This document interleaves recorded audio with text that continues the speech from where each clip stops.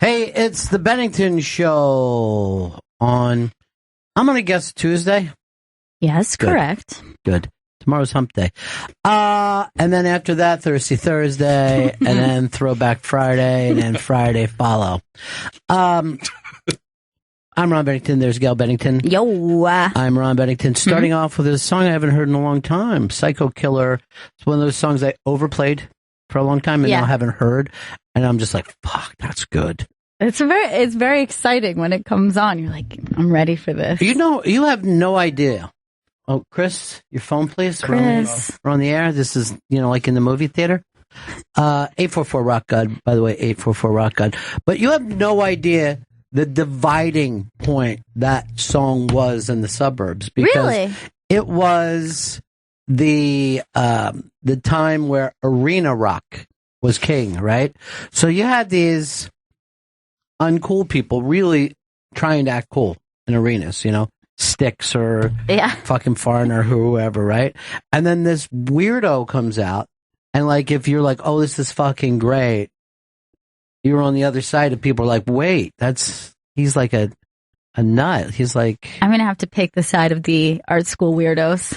Yeah. We've talked about it before. Weird and cool are very, very close together. Arena rock and cool are probably not that close together. Terribly close. But the best part of that song is in the middle when I just start doing a really bad Jerry Seinfeld impression. This is lost on me. What? It's like, say something once, why say it again? That's really funny.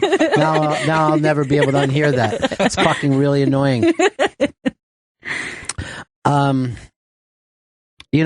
We've got Big J coming in, and he's doing the goddamn comedy jam soon, and he wanted to lean on us and our listeners on what would be the song he could do to drive people crazy. Last time he went up, he did Baker Street.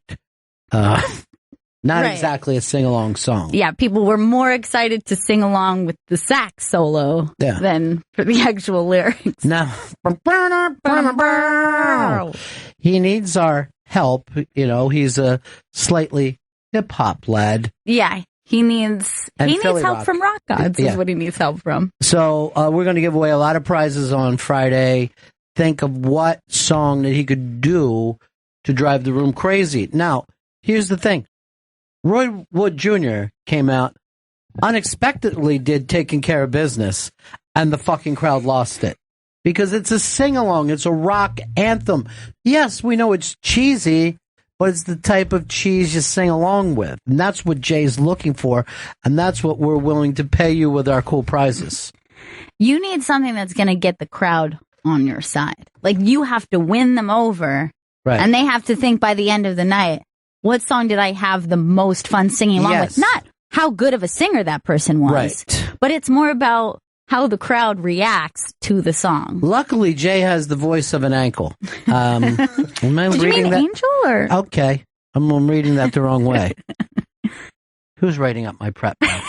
God damn it, Vito. Oh, it's Vito doing it. I thought I was setting you up. There is a new intern that I told Chris to set us up with, but he's only here till 12:30s, right? 12:30s is his time. Yes. What's his name? Connor. Sarah Connor? Because that would scared be the shit really out of me. cool, though. Send Connor in here. There's John Connor, right? Yeah. He's the kid. John Connor's the youngster. The youngster who grew up. He's a man now, I think, in him. Yeah. I think John Connor just retired in the last one that happened. So let's bring Connor in. Connor, good to meet you. I'm Ron. This is Gail. Hi. Hi, how are you? Nice to meet you. What's the t-shirt, Brooklyn? This is Brookdale. Oh, Brookdale. Community College in New Jersey. Is that where you go? I went there and then I went to Rutgers. Okay, great ball game the other day, by the way. Great we ball did game. a great job, didn't we? Do you think it's time to get out of the Big Ten already? It was just, I don't know if we were ready to go in it. No. Anyway. No. It was just not. No, you weren't. Now, you're our intern, but you can only be here to 12:30. So what time do you start? I start around 8 or 9. I have to figure out commuting in, so I have to get into that. So now, this is the stretch. We've never had an intern who was here so long before we got here and then leaves while the show's on? No, this is totally new. This is a totally new place to be in. Yeah. So you are breaking ground. You're a whole new deal. He's a day man. Day man. Oh! Fighter of the night man. Oh! Still the greatest song that's ever been done. That could be great for Big J to do. Do you know who Big J is? No. Big J Gerson? Oh, man, his career. He's just trying so hard to get out there. Hear that. Who's a comedian that you like? A comedian? Yeah, any comedian. Yeah, just name one. Ooh, I mean, that's just okay. I mean, you're not a comedy guy. I like Craig Ferguson. Actually, okay. He's the only person I've like really seen live. You saw Craig Ferguson live twice. I won tickets. You were the world's biggest Craig Ferguson. Yeah, so I just loved him when he was comedy. on the Late Late Show. I didn't see it. I get to bed early. Yeah. Was it good though? It was good. I liked it. It was. Did he do karaoke? No. What? Oh no, he didn't. What the British dude does? Yeah, no, he didn't. The British dude. He didn't. I don't think he had enough money for that. I will tell you this: Big J is 100 times better than Craig Ferguson, and that's no insult to Craig Ferguson. No, and that just says how good Big J is. Yeah, it really does. Now, people are calling in with things now. It's too early. We're going to do it Friday with Big J Okerson, who we've got to help get his name out. All right, so Connor, where are you going to be working out of? Do you have an office to work in at that time? Is it? Well, I work out right out in the hallway. Okay, so he's going to be our prep guy, putting together some stuff that'll be good for the show and stuff. Exactly, behind the scenes guy. Okay, behind the scenes, because when he's here, I mean, I would have him in the scene. I like him. He's got the Rutgers angle. He's going to bring up that sandwich truck that everybody else mentions from Rutgers. He has great glasses. Are they cool glasses? I think so, yeah. It's like a cool horned rim look. I'm going to try to get those glasses then. Vito, I'm going to try to poke out one of your eyes so you have to wear glasses. How are you getting along with Vito? Is it okay with you, Connor? All right, good. Getting along great. You got a nickname, or you just want to go by Connor? Connor's fine. Okay. Connor's good. If you want to give me a nickname, I hear you give everyone a nickname. I normally do. I mean, I was going to call you Sarah Connor, but I already like you too much. Because you came in with one thing. I see a Brook, and I think it's Brooklyn. No, Brookdale. Sure. Which I love.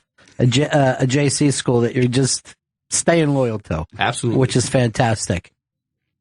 But I also like that you bring up Rutgers, and after what happened, what was the end score? 700-0? It's just, I mean, I just stopped paying attention after like halfway through the game. I was like, I'm not. I only got into it when it was a blowout. I started to get taxed. I'm like, I got to turn over this game. And Michigan is doing fucking, circus plays to try to run up the score. I mean, they're terrible people. They're terrible people. They're awful. There's fake extra points in there. Gadget. Yeah, just junking it up. The ball's touching three people before someone passes is amazing. They're saying, let's go viral with this thing. Well, they went viral with me because I got into it in a big way. By the way, there's two viral things that I love today, and both have to do with Donald Trump. Now, Donald Trump is on the warpath today via Twitter. He's attacking Paul Ryan. A very weak and ineffective leader, Paul Ryan, had a bad conference call where his members went wild at his disloyalty. Despite winning the second debate in a landslide, every poll, it's hard to do well when Paul Ryan and others give zero support. Then he writes, "It's so nice that the shackles have been taken off me, and I can now fight for America the way I want to." An unshackled Trump? This was pre-shackles off? With the exception of cheating Bernie out of the nom, the Dems have always proven to be far more loyal to each other than Republicans. Disloyal Republicans are far more difficult than crooked Hillary. They come at you from all sides. They don't know how to win. I will teach them. So I will teach them is the best answer. He can't fucking take it anymore. I mean, the shackles. Yeah. Look at these old pictures of when Bill was president, and fucking Al Gore looked like he was 15. Wow. He was just a baby. And now he's just like old. The sun has gotten to him with the fucking bad environment. Oh, Jesus Christ. Yeah, he was a child when he was elected in 92. So, two viral things that are fantastic. Number one, Trump found a mini-me, which this is the fucking cutest thing ever. Somebody dressed the baby up like Trump and handed him up there. Go ahead and hit that. So, give us some sound on it too, Chris. It's so adorable. Oh my God. Trump holding him like a sack of potatoes. What's your name? Name. Now, he's supposed to look like Donald Trump, but he's actually much too good looking. You are really handsome. Are you having a good time tonight? Night. Where's your daddy? And your mommy, right? Do you want to go back? Do you want to go back to them, or do you want to stay with Donald Trump? Trump. The place goes crazy. So this kid's about 2 years old, and he's just adorable. But all I can think is like the rest of his life, he's going to try to get back to that moment. You know what I mean? Like, you can't be that cute ever again. Never. Just like a behind the music of him. Just like, yeah, I was the Trump baby. Chasing it. You'll just see him. He's going to be like 25 and drunk, and he's on stage at the Stand or the Comedy Cellar, just going, Trump. Yeah. He'll just be all fat and still wearing the tie. His hair will be... The only way this could be better is if Trump adopted him, and that Trump's kids would just have to deal, like, why can't you be more like mini Trump? And they just hate him. Barron is Scott. Barron hates mini Trump. Barron is the computer expert. Trump explained that to us. I mean, he just goes like hell on that thing. I think he's a hacker. Yeah, he's hacking into stuff. It's really great. I think he's actually behind the DNC hack. Really, it's like we got that next weirdo from Facebook living here. You know, that weird kid. So that kid is just adorable. And then, you know, Vito always tries to get something to go viral, and he always fails with his cinema background. But this Dutch TV station put together, and you've got to see it to get the full image of it, but it's Trump and Hillary from the last debate. And this could actually be great for Big J, because they just walk out, and you feel like you're watching the debate, and then it all kicks in. Trump is singing this to Hillary while she looks at him so sweetly. Yes, I swear. It's so good. Well, it's... And I owe it all to you.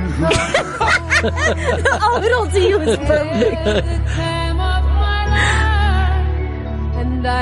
Bill looks jealous. Yeah.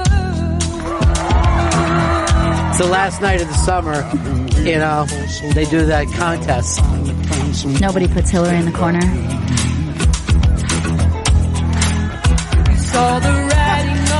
It's so good, though. How did they get it synced up so good? Now, Vito, when he edits something, it's with a grapefruit spoon, so you can barely see it. It's just all scratched and cut. But go and check this out on the iBang. It's incredibly so funny.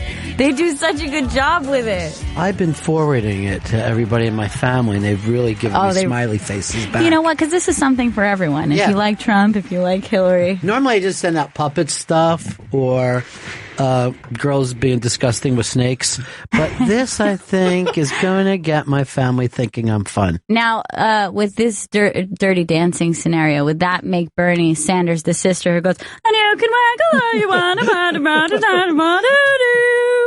You know what? I thought she was the hot one in the family. I agree. I thought she was the bangable one. And you know she puts out. Yeah, I know. Her and the girl who had the abortion were my two she favorites. was beautiful. Yeah. You're like, why don't you like her? It's like, we're just friends. Why? Then you are gay. Yes. He was gay just by the way. When he danced, he did those tiny little steps. I know. No man has ever stepped so lightly those and small. Hips. You know what I mean? Like, he's so built in his chest, but like, look at his just like little butt and hips. They're so tiny.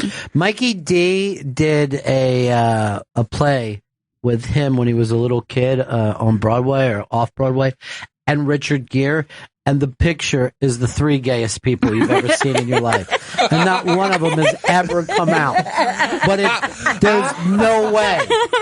I mean, it's like if you look back at the 80s and everyone looks at like Loverboy and they go, did you guys realize they were gay? And we're like, no, we didn't figure that out yet. That's how everyone in the 80s, straight or gay, was gay. 100%. Every picture that you see.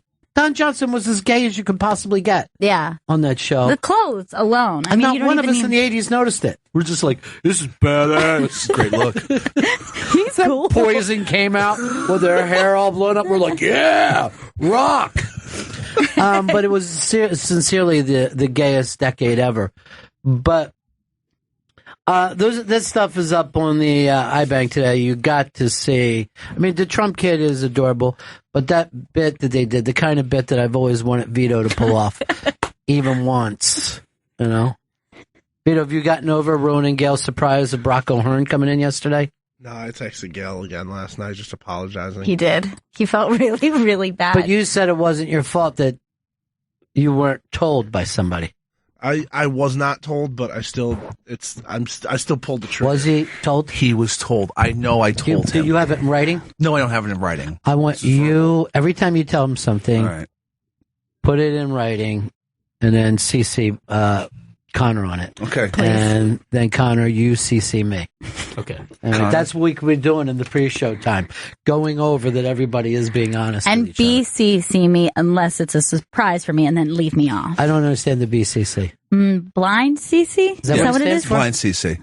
How do I know people aren't blind CCing me every time I talk? Yeah, people are. People could can be. blind CC. It could be. But then when you reply, you don't send it to the blind CC. But then that could just be forwarded. So I don't know. I'm very annoyed by this now. Yeah, it's a real thing. It's sneaky, is what it is. It's snaky. Oh. Yeah, exactly. Girls doing weird stuff with snakes. So good. So good. Mom, take a look at this. You're not going to believe it. I mean, the snake disappears, is what I wrote to her. It's like Craig Ferguson had his show back. I'm just hoping that's what I don't know what he Mostly. did there. But I like Scottish stuff anyway. It's great. Wait, what am I thinking? I like Scotch. That's what it is. Oh, yeah. And a Scotch egg. Scotch. Anchorman. Try to do an Anchorman reference, went nowhere.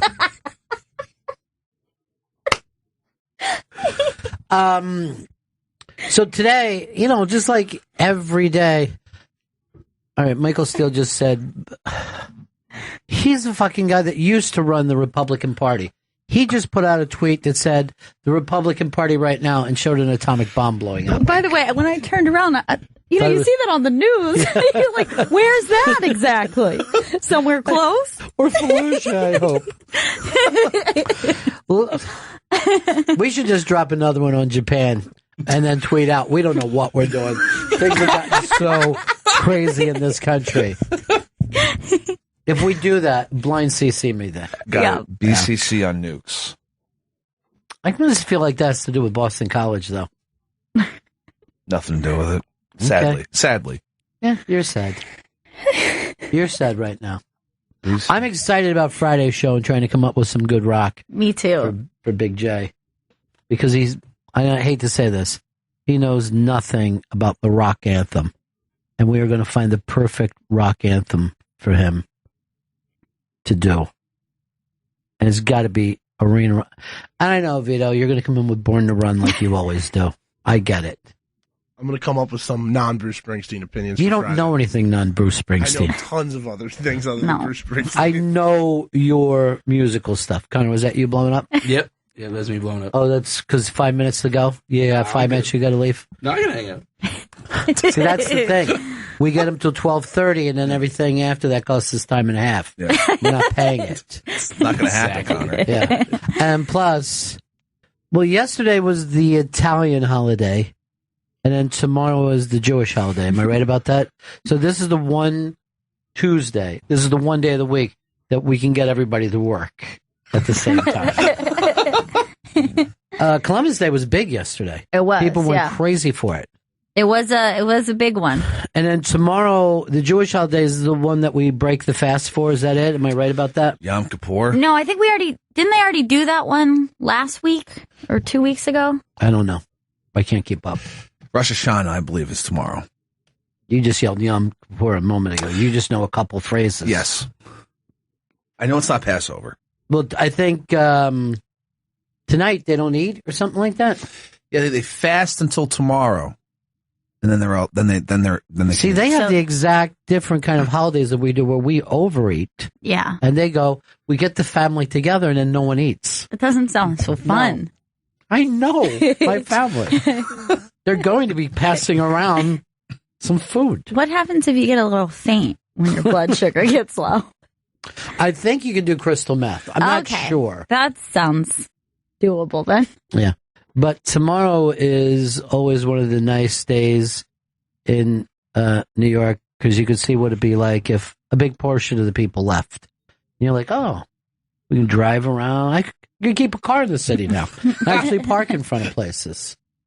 Where Columbus Day, when I worked for CBS in Florida, it was a company holiday. And, you know, we're in Florida where there's not a lot of Italians. And then our show would take off. They'd be like, and people are like, what is wrong? We're like, Happy Columbus Day. Celebrate it. Come on, jump in. They're like, who? No. And then we worked Jimmy Buffett Day, and they all took off. There was also in that area Gasparilla Day, where they celebrated pirates and rapists. Yeah. And they have a big party for it. Not unlike Columbus Day when you think of it. Your generation heard that Columbus was awful. My generation, basically, we put Columbus almost the same place as Abraham Lincoln. Well, I was actually on the cusp. Like, when I was young, when I was, elementary school age, Columbus was great. But by the time I was in high school, we're like, you know what? That's not good. Columbus was your Billy Bush, where everybody thought that he was nice, and then a tape came out where they found out that he gave diseases to Native Americans. How about a hug for the bushy? Oh. And a blanket for you Indians. Go ahead, wrap it around you. They don't even know what's on that blanket. What are you, cold? Put the blanket. Well, you just put it down and sit on it. What was on those blankets? Smallpox? Shh, there's Indians around. How about a napkin? There's influenza on it. Columbus was just like a fucking weird prick. Yeah, he was an asshole. Oh, see, don't say that. Why? Because we loved Columbus. 1492. You know, Columbus sailed the ocean blue. He did. Yeah, that was like the first. Well, that was the second poem I ever learned. But then I would always do in 1493. Columbus sailed the deep blue sea. It's like that was like a parody poem that I wrote in first grade, just to mess yourself up on tests. Yeah, well, it messed up my friends. Remember, 1493. The first poem I learned, Purple Cow. You remember that? Mm-mm. I never saw a purple cow. I never hoped to see one. But I can tell you one thing anyhow. I'd rather see one than be one. And we're like, this is fucking great. I'm gonna love poetry from now on. And then we got the poems that didn't fucking rhyme and everybody was pissed. This stinks. Yeah. And then everyone got happy again when rap music came out. They're like, this is simple rhyming that we can all do. I didn't like rap really until white people started doing it. And then I'm like, this Eminem is great. You know who I like? The Beastie Boys. They do it in a way that makes me comfortable. How many of you white people want to hear some rap? Woo! Yeah. Any black people at this show? None? Mm-mm. Oh, damn, that hurts. We're doing the music. We're trying. Is this what you want? Is this what you need? Ed. No one remembers Al Snow. And we look over at Vito and he acts like he knows the history of wrestling. I brought up Al Snow the other day. Didn't know what it was.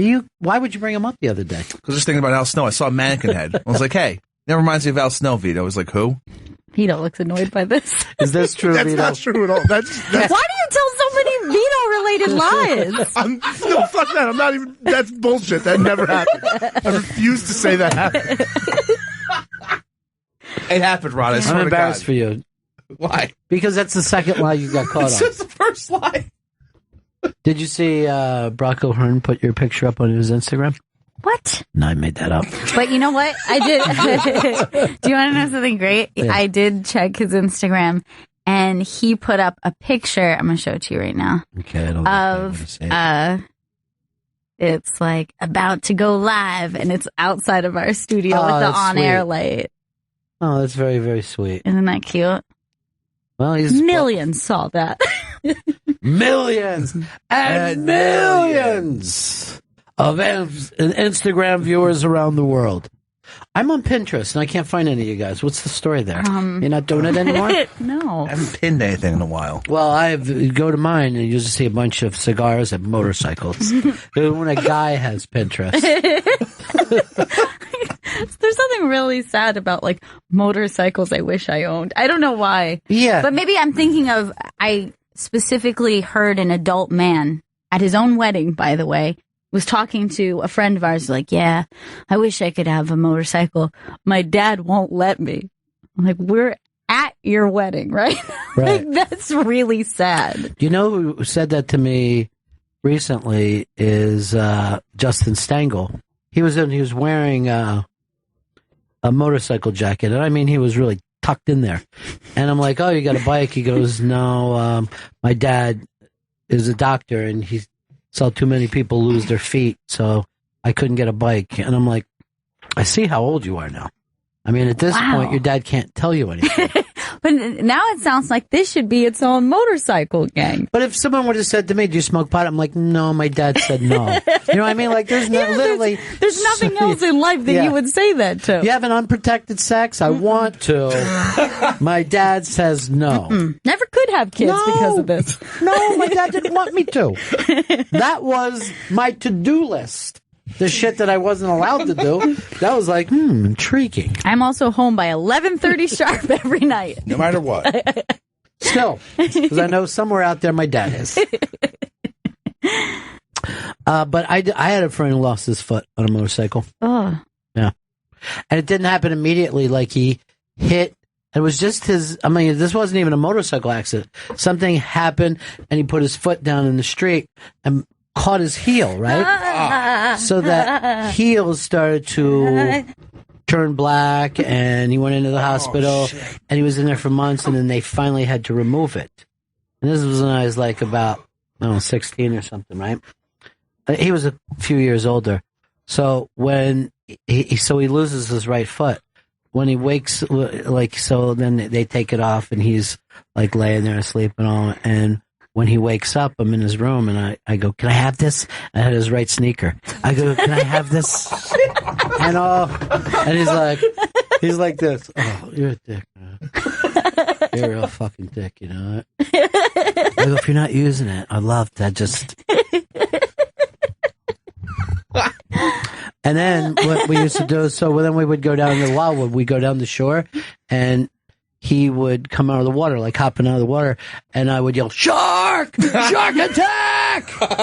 And some people would laugh, some people would get it and be on my side, and other people would say, "Look, Craig Ferguson can get away with that, you know, because he's got an accent and he's got wit, but you're just cruel."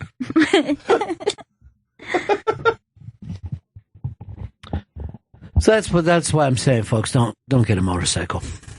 You know, Justin Stengel's dad is right, and that's why both his feet, and he's not hosting, but he's producing the Harry Connick show every day. Now, if you ever turn on that show, Harry Connick is doing his show, right? Mm-hmm. And then they cut back 5 feet, and both the Stengel brothers are just standing in front of him, in front of the audience, and they both have like headsets on. I don't know what they're saying or who they're talking to. Are they whispering the lyrics to him? I don't know. Move over to the right, Harry. I don't know what they're saying. Maybe they're just talking to each other like, Eric, this show's going great, isn't it? Yeah, Justin, so much better than when we produce Letterman. They had the idea that Letterman shouldn't have a giant wacky beard. And now that he's free, right. I've grown the beard that I've always wanted to. He's got that national It can't be National Enquirer. It's got to be something else. Geographic. Thank you. He's got the Geographic Enquirer show coming out soon. But he's going to places that I guess are going to burn up in the sun in the next couple of years unless people listen to David Letterman. I would listen to him, and I hope he'll keep the beard for it. Yes, that's the beard wise, is there. The beard is there, and he has a big walking stick now. He's Moses. It's a good look from this point on. Is it though? The walking stick, I think, is a good look. Do you ever hear a girl say, "I want to bang that guy with the walking stick and the giant long beard"? Every Saturday night, Moses would be sitting at home by himself. Like, you guys going out? Yeah, we have dates. How about you, Mose? No, I got some stuff I want to take care of. Got some shit I'm going to work on. But have fun, everybody. And then he sang a song called "No One Likes a Man in a Long Beard and a Walking Stick." Yeah, nobody says, like, he's got, like, a sexy Merlin thing going on. Oh, yeah, he's a sexy wizard. Oh, God, he puts that long beard down between my legs. It's crazy good. Because I could feel it on my ass at the same time. Nothing. The guys from ZZ Top, they never had a single fucking groupie. Isn't that sad? Oh, that is sad. Yeah. Nothing. Never. They would just go from the stage to the bus. They were like looking around. Anybody back here? No. Damn. I told you guys, shave the beard. That dude has like a 40-year beard going. Probably longer. They've never been clean shaven, right? In the entire time. I'm trying to send him some Harry's razors, but from what I understand, never in public. Now, there's one guy in the band who didn't grow a beard. He had a stash. And here's the thing. I think his name was Frank Beard. It is. And then, wait, you know nothing about comedy, but you know about Frank Beard. I do. I know about rock music, yeah. Definitely. You're a big rock guy? Yeah. You should be doing GPS with us, our GPS show. I'm going to tell you all about it. You can do it early in the morning. Yeah. All right, so you're a classic rock guy, I take it. Yeah, I do. I like all kinds. Look, not all kinds of rock. All right, but let's try to figure out one at a time. Don't tell us until we all guess. His favorite band of all time. Vito, you're first. Van Halen. Oh, interesting. Zeppelin. The Stones. I want to say he's a Steely Dan man. Oh, shit. Because that's doing so good right now on Broadway. I know. Yeah. What's your favorite? You're the closest. Led Zeppelin, probably. My favorite band of all time is probably AC/DC. Dude, you know what's really funny? I've been on an AC/DC kick like you wouldn't believe. And I've decided that AC/DC have more rock anthems than any other band in the world. I mean, they could do 12 rock anthems in a row. Big J. Yeah, this would be perfect for Big J. I'm going to give him 12 AC/DC songs. It's a very strange band, though. I don't think they do any ballads at all. Absolutely not. Everything just is a big rock anthem. Yes! It's the best part of it. There's no boring parts. There's no, and they're the dumbest lyrics that have ever been done in history. And yet they may be the most consistent band. You know what I mean? Just rock anthem, rock anthem, rock anthem. You know what you're getting into. Yeah. And I always said, for those about the rock, we salute you. And I do. Oh, you do that kind of salute? I do a Hitler. No, don't! We salute you! This is the studio's glass! About the rock! Stop! No! What's the why? Why is Vito going crazy? Vito, why did that out of everything today get to you? I think it was just Gail's reaction of the glass studio. Just slapping my arm down like that. It's been long enough. I think we can start doing the Nazi salute. I don't think we can. But I mean, when you think salute, you don't think rock. You don't think about a regimented way of being. Here's your salute, and here's giant cannons. Well, we're all in the rock army. Kiss had an army. You never bring that up. I don't know. Why don't you bring that up? And then the SS and Kiss, everybody always said was some kind of Nazi thing. Yeah. Stormtroopers, I believe. Stormtroopers were Star Wars. Oh, God. SS officers. SS officers. What the fuck? They were called Nazi stormtroopers. Can I tell you, your sense of history goes back to 1977.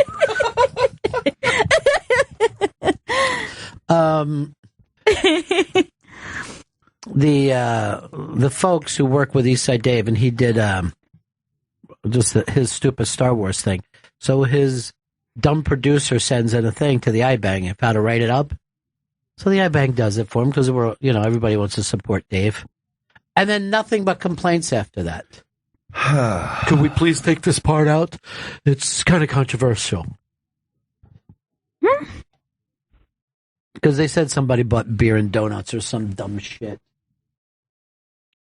I don't know if I want to hear amputation stories. They're all kind of sad. Connor, don't let us keep. I knew. Yeah, are you gonna? I was gonna stick around today because I wanted to see the more of the show today. That's very nice of you. That's something that even.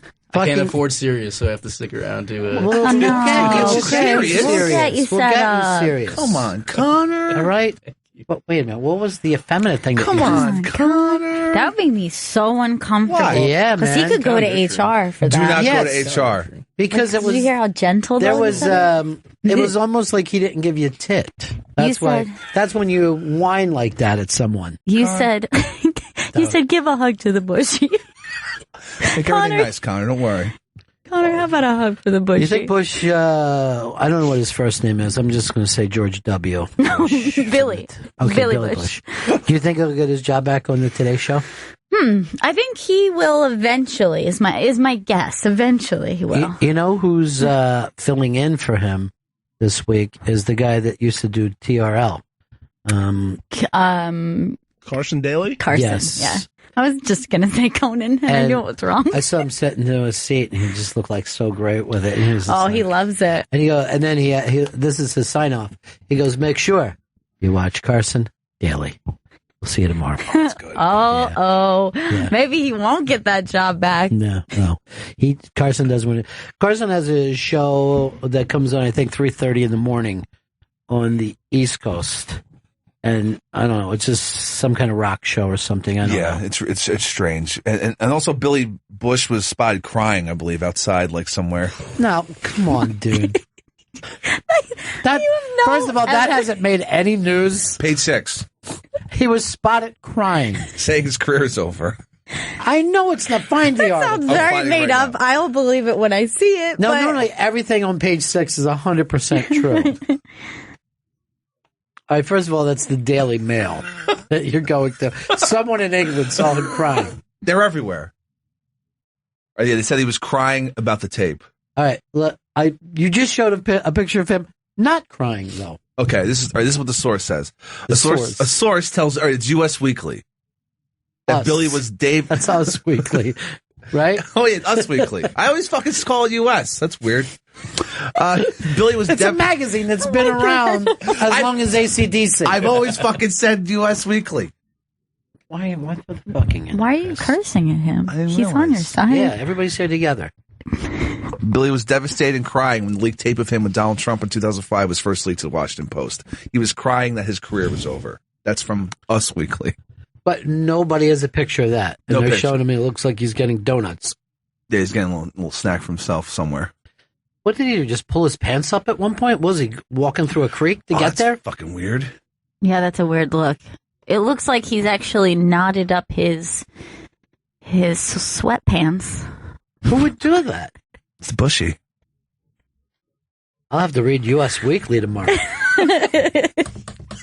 U.S. Weekly. He looks nuts. He does. I think that after something like this, you want to avoid walking around in sweatpants and is that his chick with floppies? Him? Both of them look like they slept outside, like they couldn't go into their home, and they slept in a fucking storm tunnel. That's his daughter.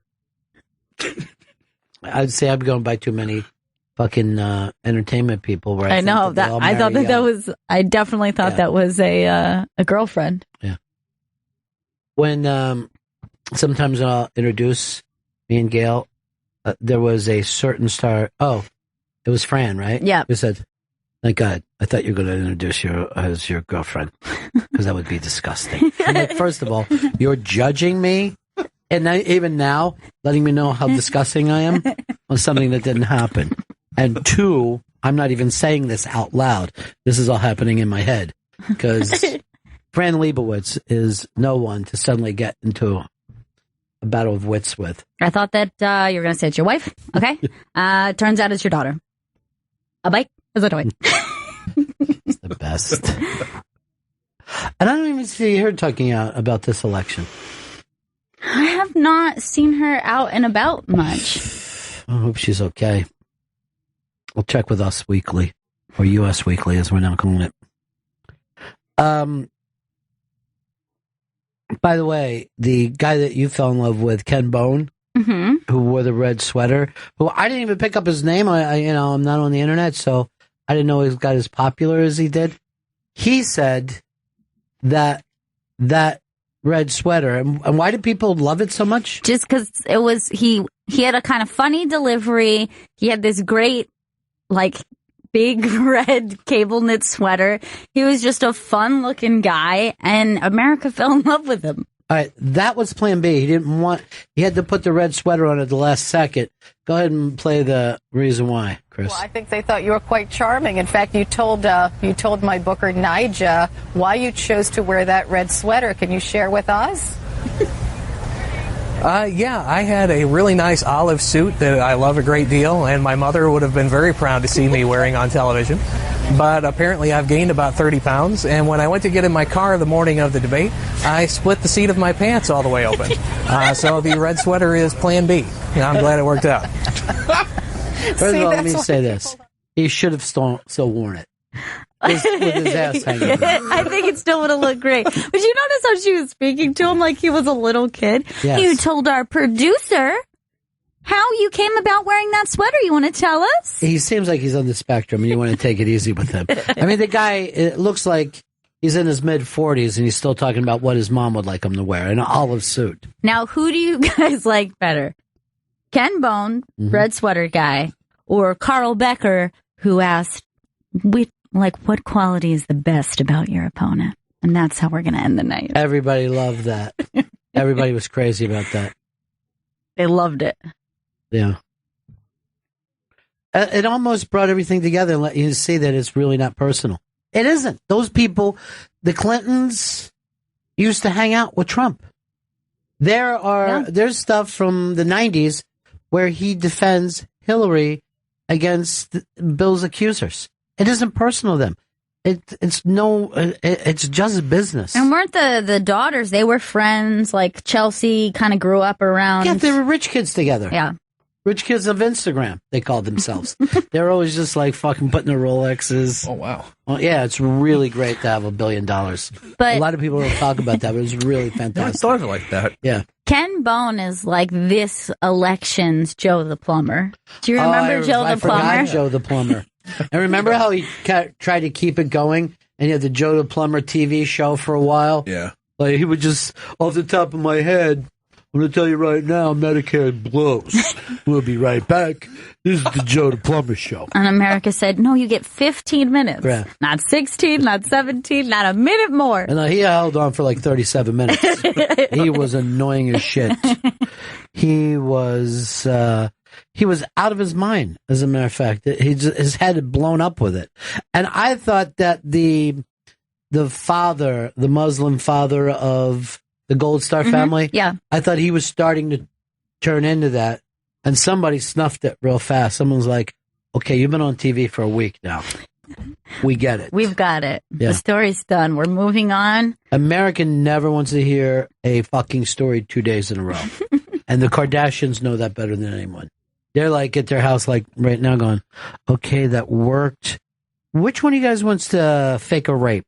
Who? Kylie? Who should? That's disgusting. That's really gross. That's fucking disgusting. Why is that the bad? youngest one. Is she the youngest one? You say, is she like that? And you're a fucking stalker, Chris. Not a stalker. I don't stalk anyone. I'm trying to find the number to HR. Please don't. Why? Because you know you're wrong? And mention that thing that he said about Connor, too. Just accusations look bad. Connor. Then he asked Connor to show his belly button. It's really weird. You can't do that. All right, I just picked up my phone, and an Uber is heading here right now as I speak. No! Cancel! Use a Juno. He doesn't need a car. My Uber driver today wouldn't pay any attention to me when I was explaining to him, I don't want to cross over the park and come up the other way. He was like, Waves says there's a lot of traffic. I go, Waves is nuts. And I feel like we're driving away from where I work instead to it. And then here's the thing. He was fucking 100% right. He pulled over on the west side. We didn't see anybody. He's like, what did I tell you? I go, don't fucking rub it in, dude. I'll 1-star your ass. And then we high-fived about it. He goes, I'll 1-star you too. Oh, shit. Because no one will pick you up in the rain. I'll write that you pissed in the back of my fucking car. And that's what we all have. We're all pointing guns at each other in this fucking world today. It's great. I just have my finger on the 1 star the entire ride, just waiting for something to go wrong. I found myself like riding in going like, yes, Kevin, it is getting colder. You know, mid-October. He just wanted to make small talk all the way in. Yeah. And point out that there's a magazine there. I go, well, this would be great. I was at the fucking doctor's office, but I'm just in the back of a car. I'm not in any room. You know, I got a 12-minute ride. I'm not going to just start reading half an article and not being able to say it. But there was a U.S. Weekly, and that is nice. The 10th most fucking read thing in the back of Uber cars. Any Billy Bush stuff in there? Okay, Chris, we knew we were insinuating Billy Bush. When you say it, you give it away. All right. You shat upon it. I don't want to shit on any. Shat, he said. I know. Shat is a nicer way of saying it. Okay. I don't want to shat on anything. There's no reason for you to repeat it. No shatting. You just fucking said it again. You did it. That was gross. If this was prison, I'd shank you right now.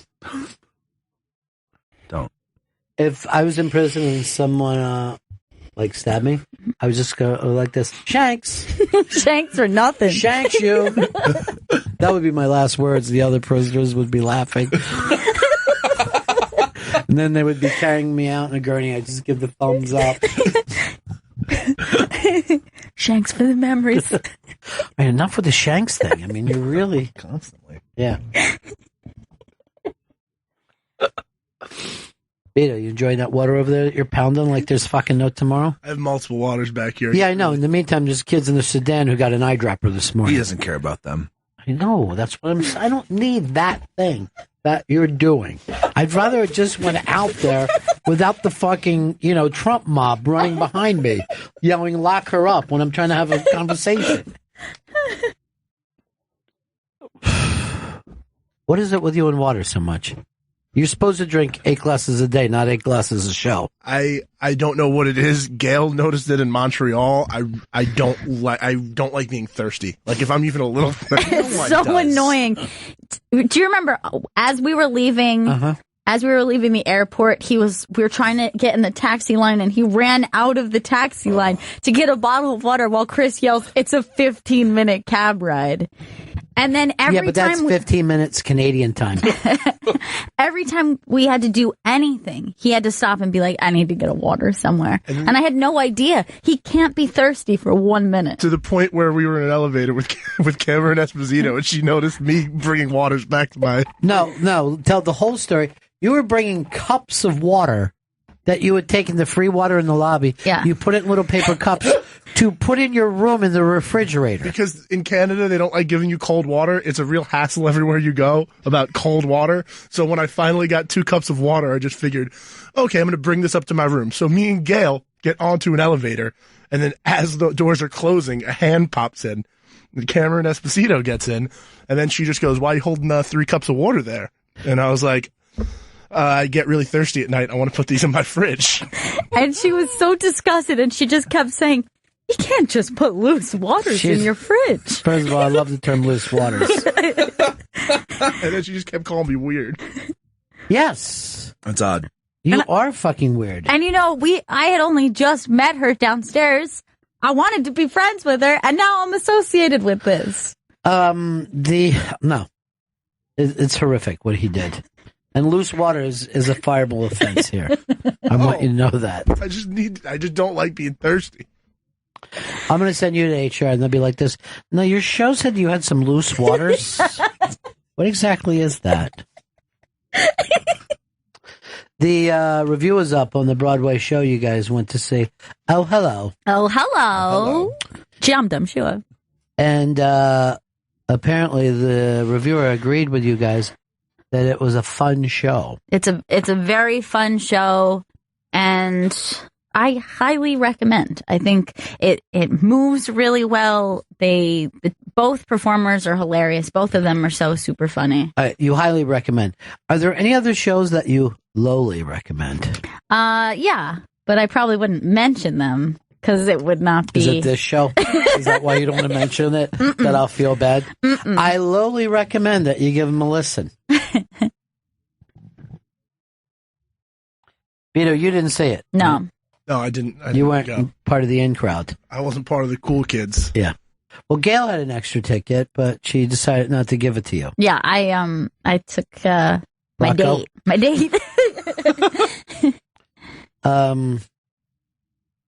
Brock went there and then cooked a pig over an open spit. Chris, you also went there. Yeah, it was fantastic. It was a wonderful night on Broadway. Oh my God, what are you trying to get your blurb into the fucking article? Brother.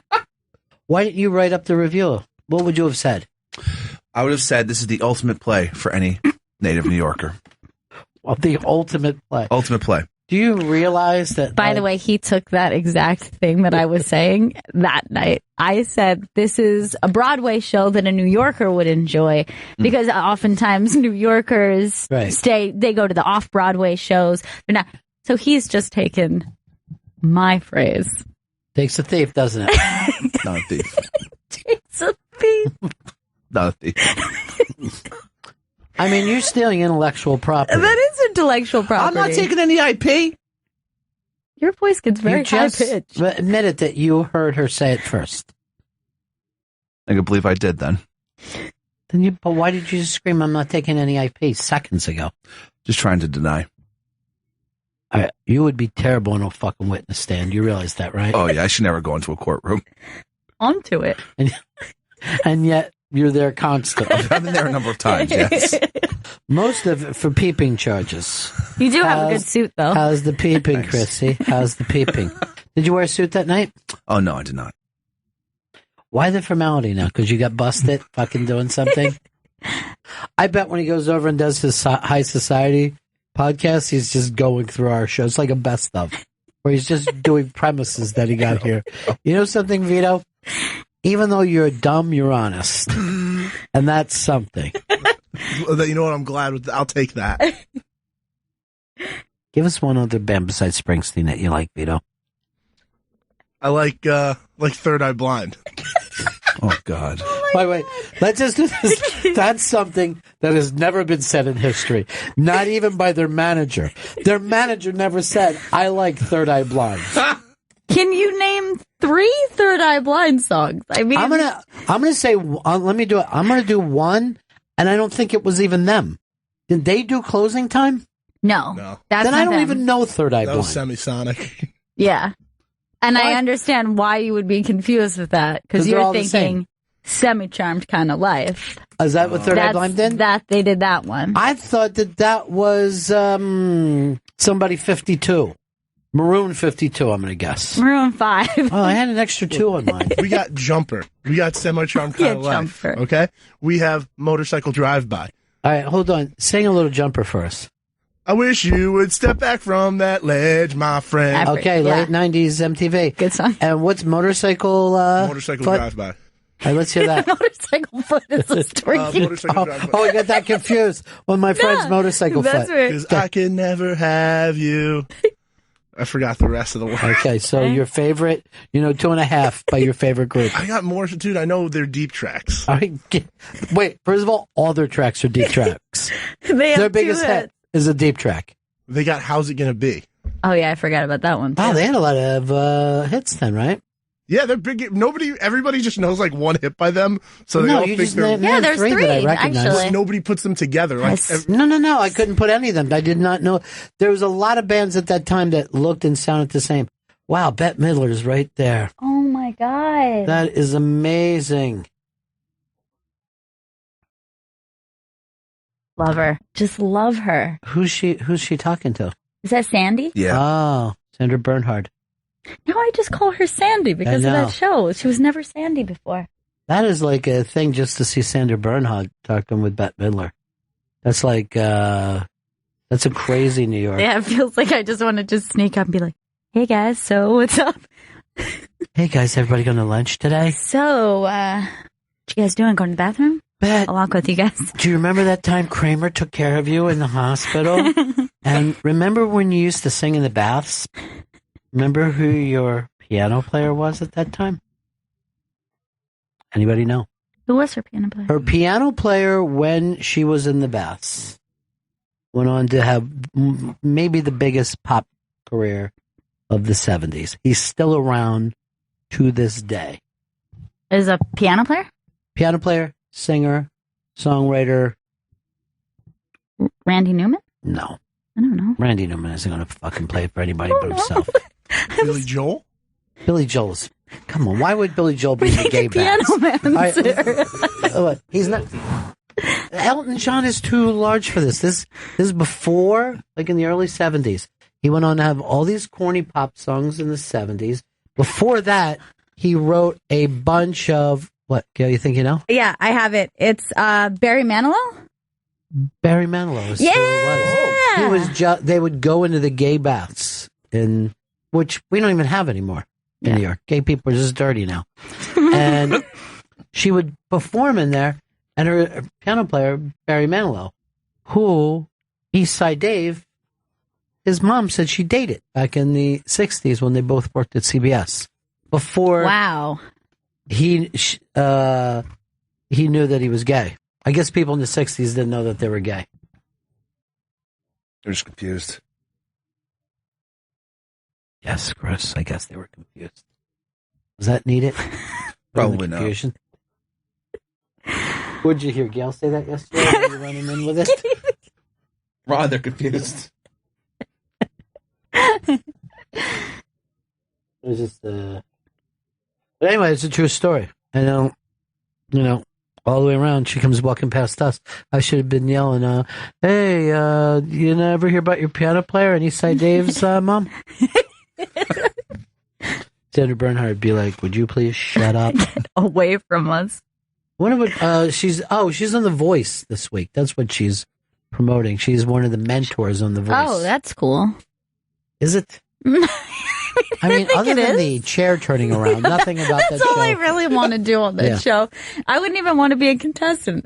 Can I just sit in that chair? One person was so good that the chair just kept spinning and spinning. You look different than I thought you would. I thought you were going to be blacker. That's usually what they say. They're like, that little voice came out of a white person? Yeah. I'll take her. Oh, you're much too fat to market. Does this thing spin back around?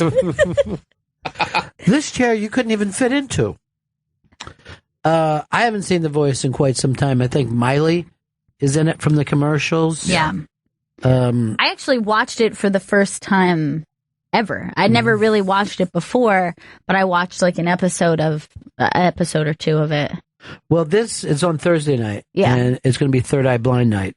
And how's it going to be? You love Third Eye Blind for real. I really love it. I saw them live. It's one of the most fun concerts I've ever been to. Stop it, dude. Dude, the people, it's a huge sing-along. People are going nuts. It was at Citi Field. Well, I mean, those 3 songs are very anthem, like fun to sing along to. Have you ever been to a concert that only lasted for 3 songs? No. I don't think I would go. It was after a Mets game, so it was like 5 songs. First of all, they're doing good if they're playing after a Mets game. And it wasn't one of these. Dylan did it also. It wasn't one of these good, like, past 2 years. It was like 4 or 5 years ago when they were really trying to get people to come in. I don't know what he's talking about.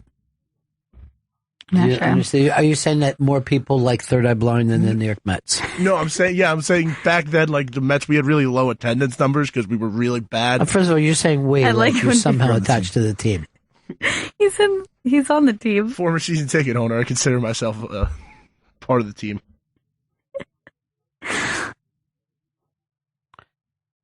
I think I need to break right now, Chris. Yes.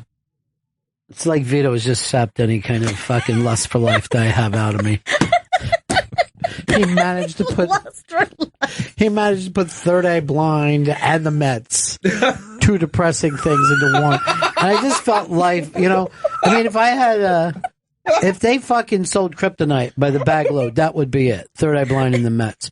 By the way, your Cubs lose.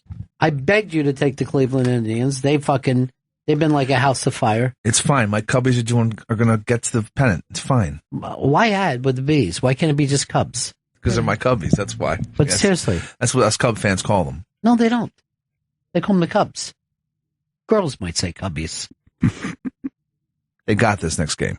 Let me ask you this. Where's your cubby hole? Point at it. Point at it on the doll. Touch me. Donald Trump squeezed my cubby hole. Everybody looked when Trump was holding that baby to see if he was going to try to feel him up, because that's what happens when you get a reputation. I mean, I knew he wasn't going to do it. But it seemed like he could have. I could picture it, though. That's the thing that happened. In my mind, I could picture it. Like Trump just said about, I will teach them. I love that. I will teach them to win, not just I will teach them. I will teach them. Sounds like he's going to fucking tie them to a chair and burn them. If I have to tie Paul Ryan to a chair and start burning him, I'll do it. I'll treat him like the cop in Reservoir Dogs. Whoa! Whoa!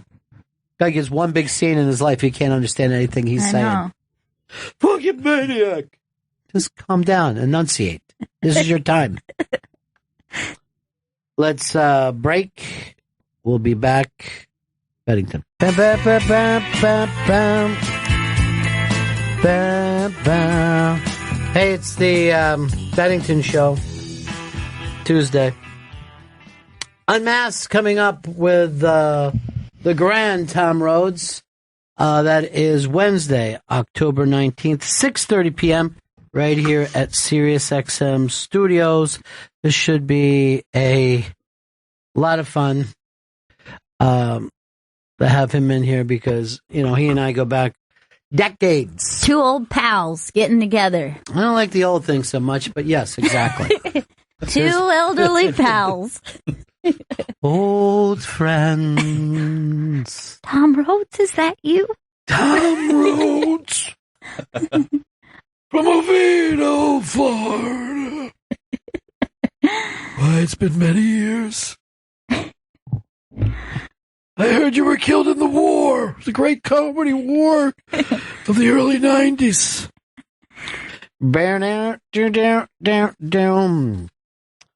So come and see that. There's going to be a lot of fun. Chris Stanley is going to be there to seat you. So that's right. Giant night of fun. And I'll be there to tell you to turn your phones off. Gail will explain it to you. You got to turn your phones off. Boy, we have so few people left in the Highlander poll. But you know what's weird is everybody is saying that the TV ratings are in the Doniger, in the shit house for the NFL this year. Really? People not watching that Sunday night game got destroyed by the election, and it was the New York Football Giants and the Green Bay Football Packers, two grand old teams. You know, basically the Tom Rhodes and the Ron Bennington of the NFL, and no one watching. No one gives a spit. And Monday Night Football, the ratings just keep getting lower. It's not bouncing back. You know why? It's that people are watching things on the Twitter tweets. You know, they want to see what someone tweets. People don't have the ability. And I think Red Zone has fucked this up. It has. Because when you're watching a regular football game now, you're like, it's, you know, like that game last night. What was it, like 6-3 at halftime? So and I'm like, you know, but that's what football is. You know what I mean? Football was never about dancing and jumping up and down and fucking explosions. I mean, if you go back and look at like when the Giants were big in the late 50s, it was always like they beat the Colts 7-0 and 110,000 people were there. You know what I mean? Everybody would like that kind of game.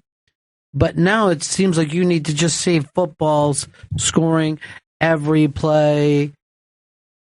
We're all fucking ADD'd up in this country. I guess that's what really makes Red Zone brilliant, because it was like, that was the first thing like that where it was doing that with sports, right? Like, yeah, but you've heard the major product. Right. You know, because everyone's just going to watch the game on Red Zone and go like, hey, if my team isn't scoring, I don't want to watch anyway. I just want to watch scores over and over and over.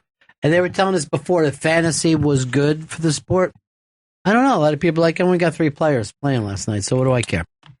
All right, so here's our Highlander, which may be destroying the sport. Chris Laker, Paul Morrissey, Amy Miller, Dan Perlman, Doug Benson, Nate Bargatze, Ian Carmel all bet the same way. They bet. Has survived another week. Mitchell Walters was the only person to pick this game, and that team went 5-0. Has survived another week. The only undefeated team. That's it. The Minnesota Minnesotians. Duncan Trussell and Jim Florentine both picked a Monday night game. Has survived another week. That's right. They picked the Packers. Joe DeRosa and Bridget Everett bet together. And like Gail, they picked the Eagles. Eliminated. Two of our favorite people, too. I know. Picking a team, you know, it's. I admire their loyalty, their faith. I don't know if that's why they did, but God bless you. Bridget Everett, I kind of really wanted her, to do well. Well, she did. She was one of the past, 16. Remember, 7,000 people started this together. Wow, that's a lot more than I remembered. Ari Shafir and Robbie Slovic picked the same way. Has survived another week. And finally, Aaron Berg, newly married Aaron Berg, was the only person to pick the Oakland Raiders. Has survived another week. Congratulations on your win and your marriage. Yeah, both. Both. I wish you all the luck with it. All the luck. All right. They were talking about this on the news, how there's hipster neighborhoods in every city in America now, which once was only Brooklyn, and people used to say, oh, that's so Brooklyn. Now you can go to Indianapolis, Baltimore, and everyone's got a little bit of that Brooklyn meets Austin thing. That's their own Silver Lake. Yeah, Silver Lake was the first time I heard someone go, oh, you're from Brooklyn? You should move to Silver. If you lived here, you'd live in Silver Lake. And I was like, is that an insulting thing? I don't really know what that means. And they said, Silver Lake is where people dress like you. And then the guys wear fedoras and tight shirts. And I was like, that doesn't sound like a thing that exists. And not even tight pants. No, tight shirts. Tight shirts. And I was like, is this that sounds like some sort of a strange Italian man. But I don't think that a fedora and a tight shirt sounds like a hipster. But that's what they said. Now, Chris, your neighborhood, the story had turned hipster. Yes, it has. I thought we'd get into the pros and cons of living in a hipster neighborhood. Vito, give me a pro. What's a good thing about living in a hipster neighborhood? You usually have a lot more than the usual chain like Starbucks and Dunkin' Donuts options for coffee. What you're saying is local food. Local food. Interesting local food. And what is one of the bad things about living in a hipster neighborhood? Unfortunately, all of those places are also super expensive now.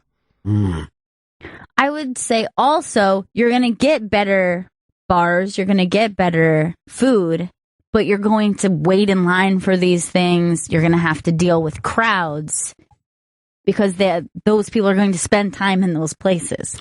Yes, the hipsters, they do spend 3 hours in their coffee shops. And 3 hours would be a minimum. That's a minimum. Those people just hang out. And no one says to them, hey, it seems like you're not eating and drinking, and you see that we're an eating and drinking establishment. This is our service that we provide. All right, what has changed about your neighborhood, Pro? What has changed? Pro has been, all right, there's more restaurants, there's more bars, and there's also more museums have popped up in my neighborhood. Pro. Con is the rents everywhere are crazy. There's just new construction everywhere, and it's all expensive. You got people go to these neighborhoods because they're cheaper, and then immediately they treat it like it's Manhattan. But Philly's the same way. Yeah, Philly was like, you used to not be. When I was younger, you would go, I can't live in Philly. It's too dangerous. It's too much trouble. And now you're like, Philly's great, but who can afford to pay those prices.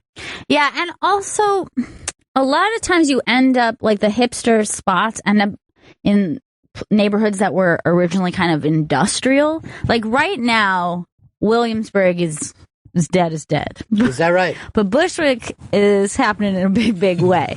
Bushwick is like the new hipster neighborhood. Now, what happened in Williamsburg? Billyburg. Too expensive. Yeah. The rents So got they're too high. just professional people living there now. 100%, yeah. Yeah, and a lot of like high-rise kind of condos, you know. All along the water in Williamsburg are just giant, really, really expensive, big apartment buildings. So those bars kind of still exist and those places exist, but now it's like, oh, we can go there. But I know less and less people who are living in the Look at Long Greenpoint, Island City. Do you ever drive along that thing in Long Island City? You feel like you're in fucking Miami. Yeah.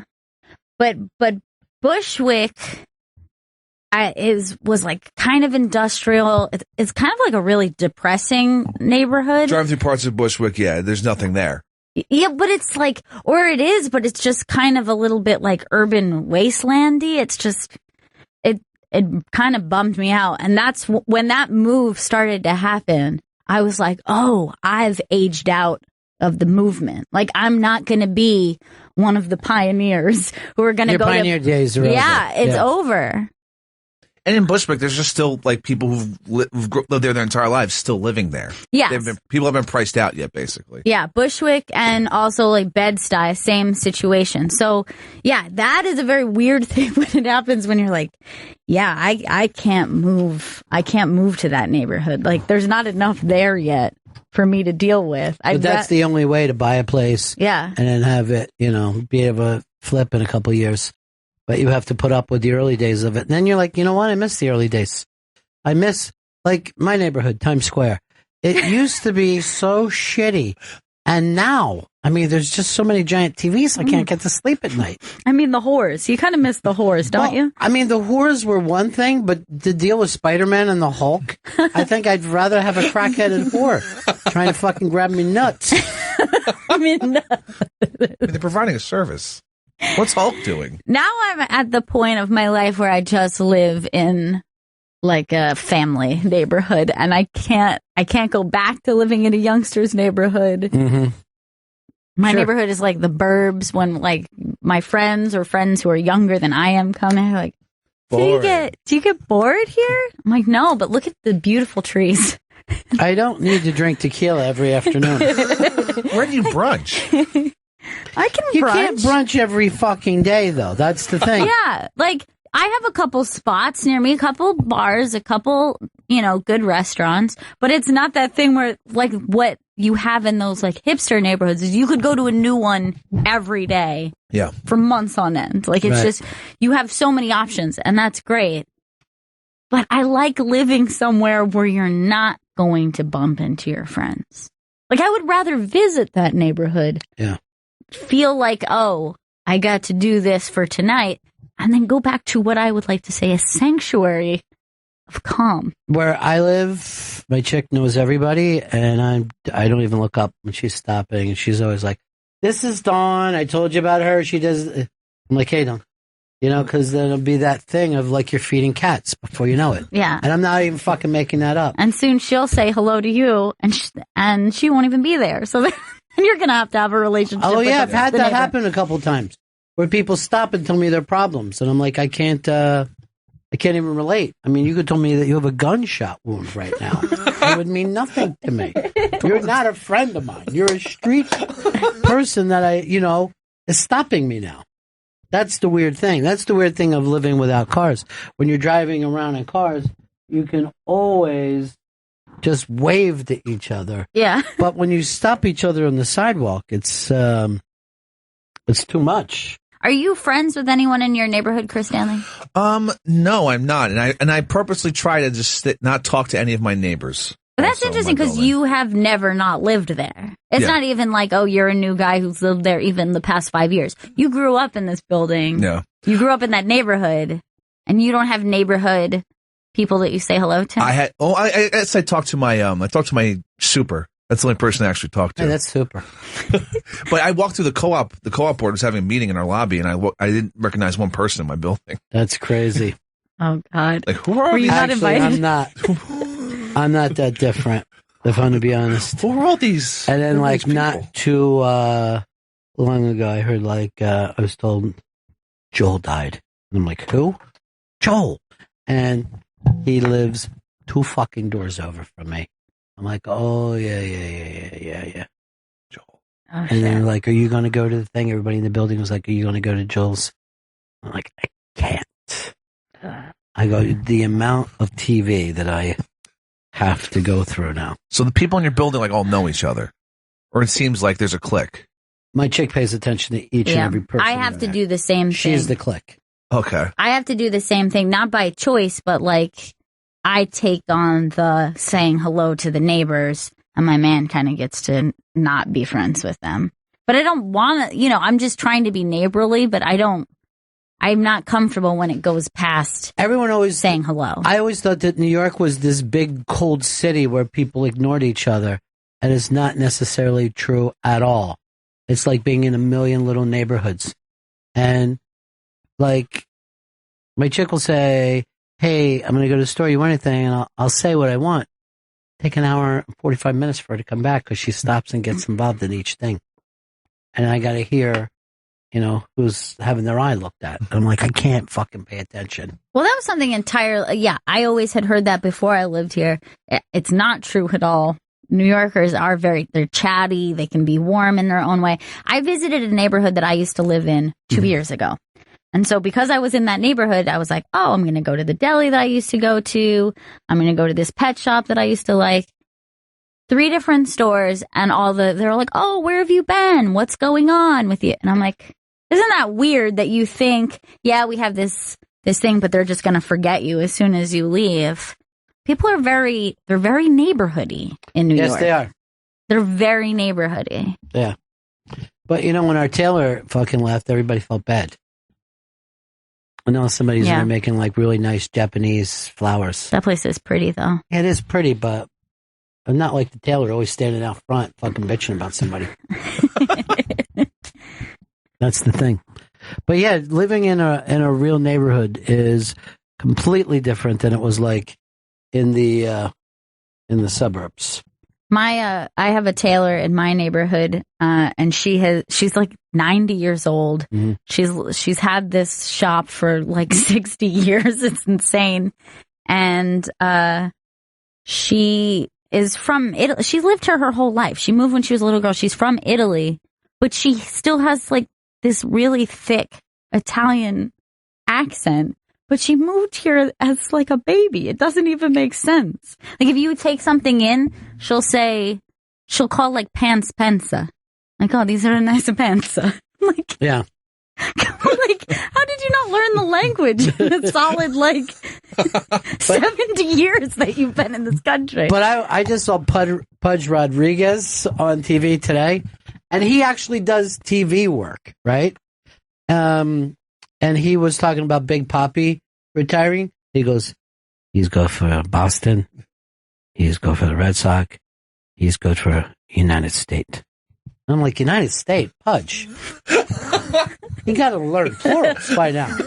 You're doing TV broadcasts now. Never bothered. Came up United with it. States. I don't like that guy. He's not a good guy. That was a friend of mine. He's not a good guy. I don't like that guy. A guy over there, bad guy. I go, your thoughts are so small and simple. You know what I mean? You're not telling me any problem. It's funny that you say this because when I worked in a restaurant, there was a guy in the kitchen who he learned no one's name, and everyone he said this guy. So he's like, and this guy, I tell him not to do this, but this guy, and I'm like, what this guy is it? Can you learn the name of anyone on the staff? So I tell this guy, I don't know what's wrong with this guy. Yeah, bad guy. He's not a good guy. Bad guy. I'm like, okay, that's as far as we're going to go with this. So we were talking about Oh Hello. Oh Hello.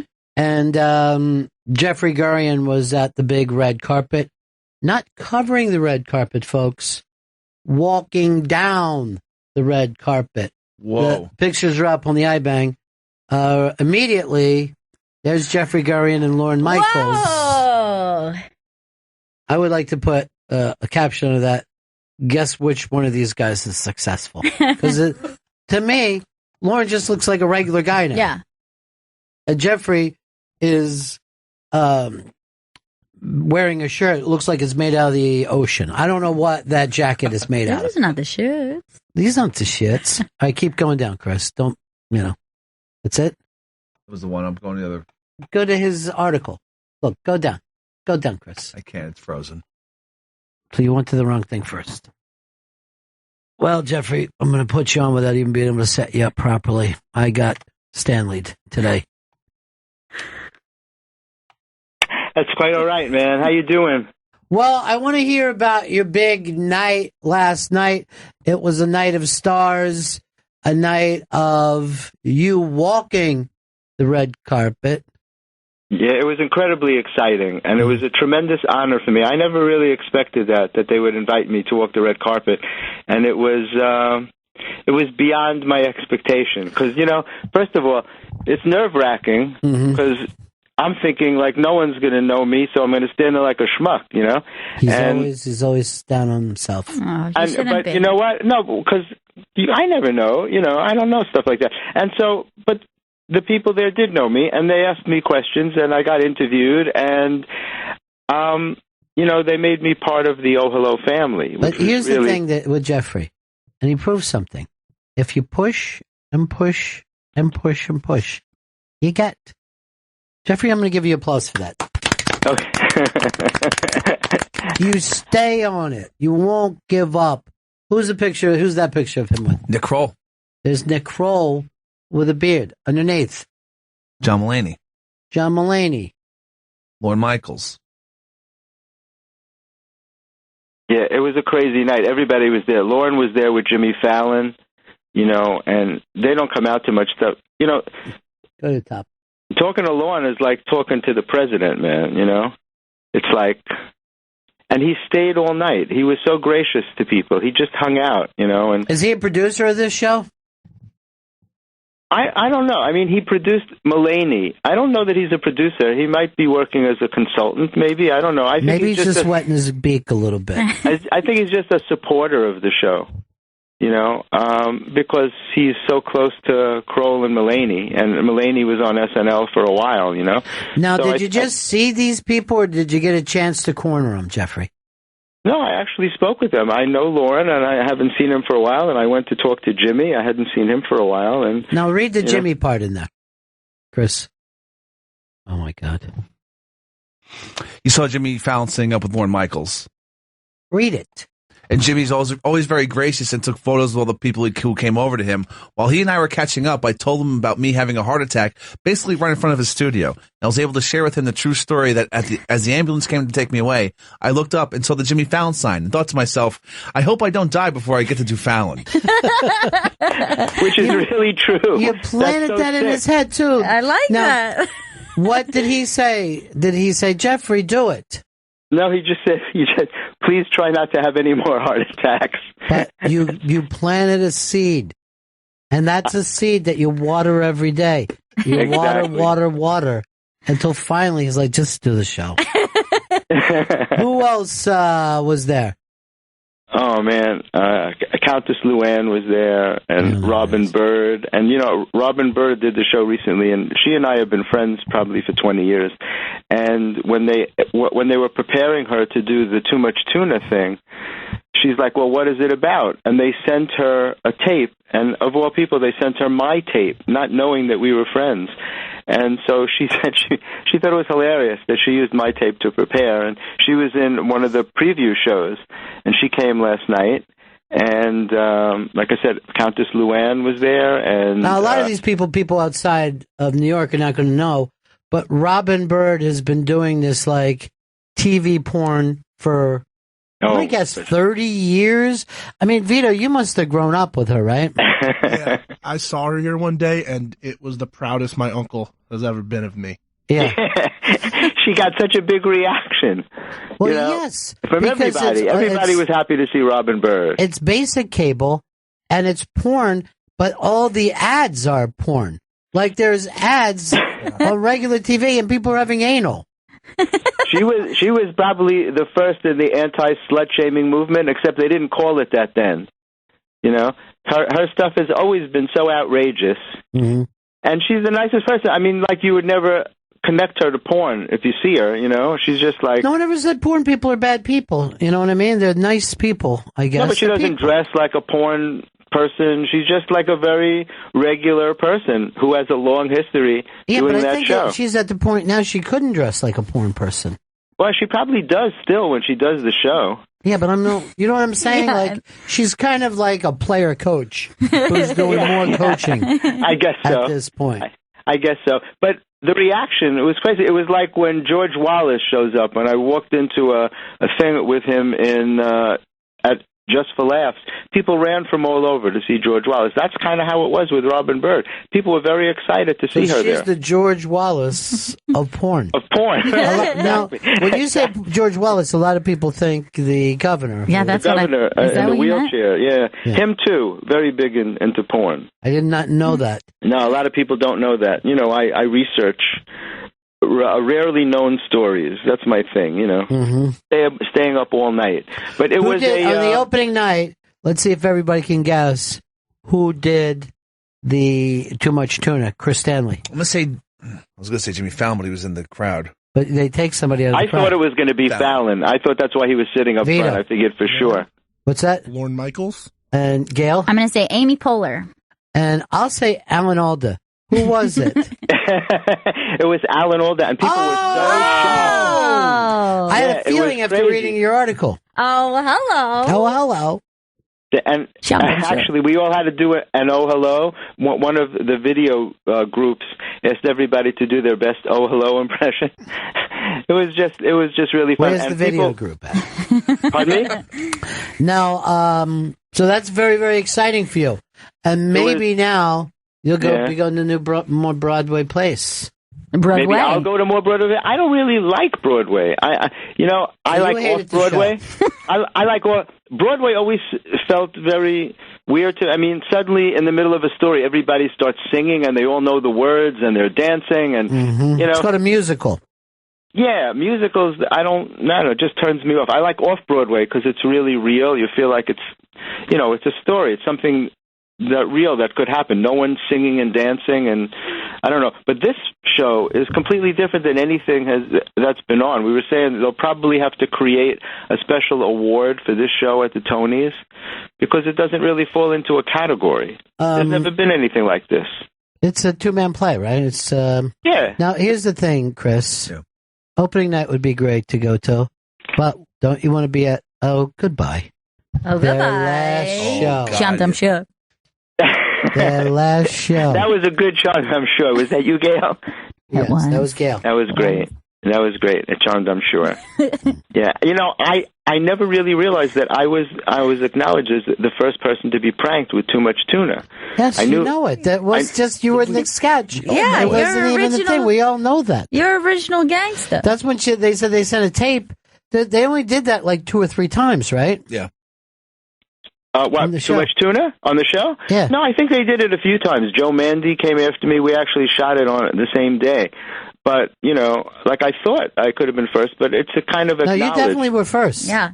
Yeah, so it was very exciting, and people who were Kroll fans, they knew, you know, Kroll and Mulaney fans, they knew that, and it was a really amazing night for me. But for the guys, I felt so proud of them. You know what it means to be on fucking Broadway is amazing. Yeah, I was saying that to Yul Brynner not too long ago. I go, King and I.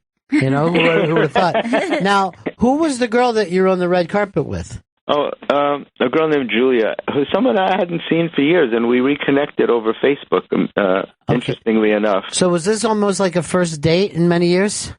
In many years, yeah. About 7 years I hadn't seen her, and we decided to do this together because it was so fun, and she's a big fan of Cole and Mulaney. Pardon me? This is something you would have taken me to. You know what I mean? Would have loved to. If you would wear that outfit, would you have worn that outfit? A little Why short do I got to cross-dress? Why can't I just be a fucking fellow like everybody else, Jeffrey? You just be yourself. Jeffrey, was that a new coat you got for the occasion? That was my Cuban band leader's jacket that Desi Arnaz gave me.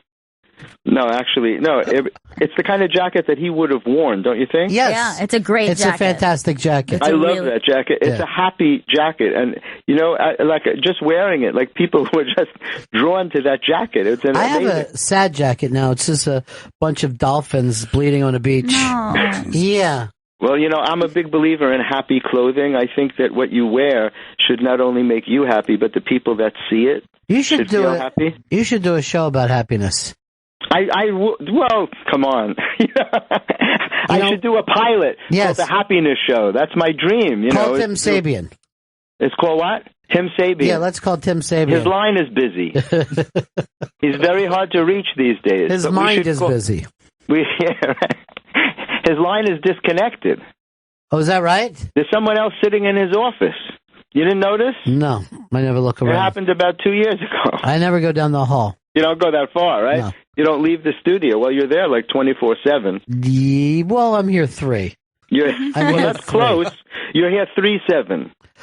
All right, my friend. Well, congratulations. The pictures are up on the iBang today of all the There's pictures. so many stories up there, too. Yeah. The iBang did a tremendous coverage on it. And, it was phenomenal. Chris Albrecht was there. His show, not Chris Albrecht, Chris Gethard was there. I said Gethard, right? Yeah. Chris Gethard. His show is opening on Thursday, and Michael Ian Black was there, and just so many comedy people. It was an amazing night. That's just an amazing night. People should tune in to the iBang to listen to the iBang. Okay. I'm so tired. That's right. I'm not even making sense. Get some rest, Jeffrey. You're tucking out. Thank you, man. Up Thanks them for having steps, me. buddy. All right, off you See go. you soon. See you later. There he goes. Jeffrey Gurian had a big night out on Broadway. On Broadway. There it is. Alan Alda walks up the first night. Good for him. That's a good guest to be in the audience for. That one would be exciting. Beloved. Alan Alda, beloved. Why don't we break here? Who do we got coming in? Tammy Pescatelli. Tammy Pescatelli, and she's out of the Highlander again this year, right? Yeah. Always want her to do well.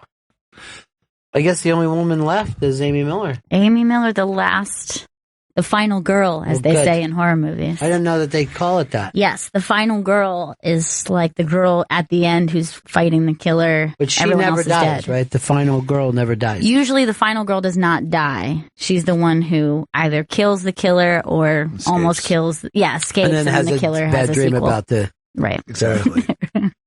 Like, I thought I'm away from the killer. I'll have a dream, and then the killer's in my dream. Then she'll usually get killed in the sequel, like pretty early on. And then is there a new final girl? And there's a new final girl. You sound exhausted with your explanation. Why are you so tired of horror movies? Let's break. Bennington. It's like a 140-character live journal. It's hashtag Bennington. Tweet it. Tammy Pescatelli's in the studio. Oh, my God. Hello, my family. How long has it been, though? Well, I briefly saw everybody in Montreal, but since I've been in studio, I think it's that's been right. I mean, early summer, if that, right? Yeah. Spring-ish. Chris keeps all the dates. I'll find the date right Well, why now. don't you plug away first?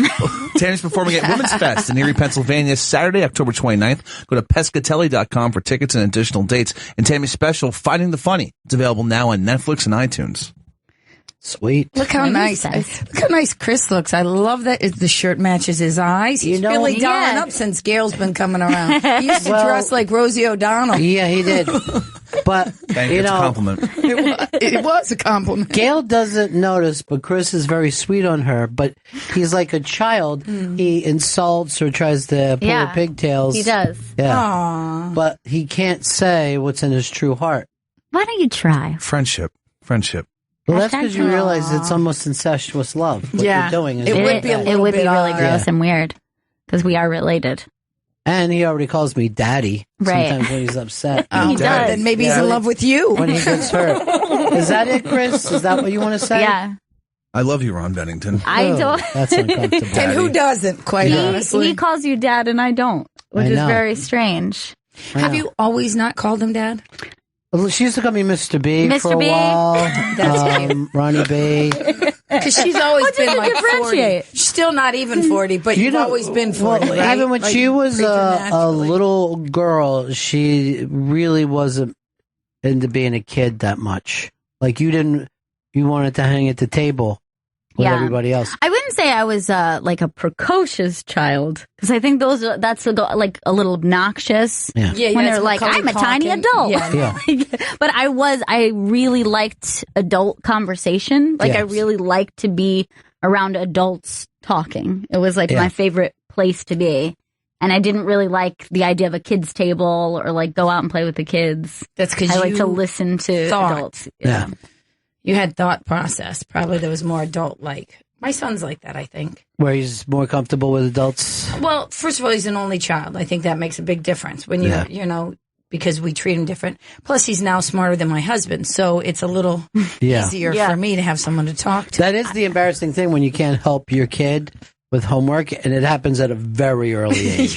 Well, I mean, by the time they're in 4th or 5th grade. I had a like true feeling of, that feeling when you like don't belong or feeling different. The first time that ever happened to me was that summer I had been kind of going, a little bit on the road. You were doing the thing with the Disciples. So it was like you and Mitchell Walters and Jimmy Schubert, and you were Carl out with, LaBelle, very, very funny people. And so I was around all these comics all summer long. And I remember the first day going back to school and I'm standing at the edge of the auditorium and all these kids are like laughing and screaming. And I'm just like, I don't belong here. Yeah. I don't know who I can talk to. And I felt like so lonely. Right. And you ever notice this? And they all were screaming comics, too, by the way. Comics never talk to children like they're children. The comics are always like, hey, what's up, man? What are you doing? You know what I mean? Like they just talk like they're people. And when I did that thing with Kelly and Bonnie and Florentine, and it was the one common thing that I noticed is that they talk to their children as if they're people instead of, do you want a brownie? You know what I mean? They don't do any of that baby talk stuff. What grade are you in? Yeah. Why are you speaking like that? I always ask kids to park my car, and I think that makes I think everybody that's on the a same sweet level. one. I hand them my keys and go, hey, go park my car. That's a sweet one. Spot for me.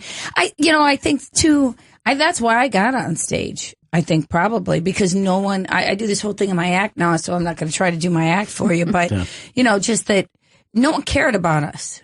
When I was a kid, at least in my house, there was no opinions. It was that children should be seen and not heard. So I wanted to be heard. Like I wanted someone, they would go, I'd say, I'm cold. And I go, no, you're not. I'm like, well, wait a second. I think I might be cold. I'm allowed to be cold. Well, they also think that nothing sticks to kids. Oh, my God. They just don't think that they carry it. And now we find out, I mean, even from your friends, everything sticks to kids. My first memory, and my mother will fight you. She will literally do a duel with you, like we're in the old Shakespearean days. She does not believe me. My first memory is she and my father in a horrific argument. Horrific. They were young. They were passionate. They were like 21, 22. I was about a year old, and she does not believe me. To this day, she's like, you don't remember that? I'm like, I see my little baby feet. Yeah. I see those little stupid white shoes that you used to put on the feet. I remember sitting in a basket. I go, was I on the table? Did you put me in the basket on the table? How would I know that? There were no pictures of it. I have some really, really early memories like that too. And any one of the two could be, but one I remember sitting on a toy box.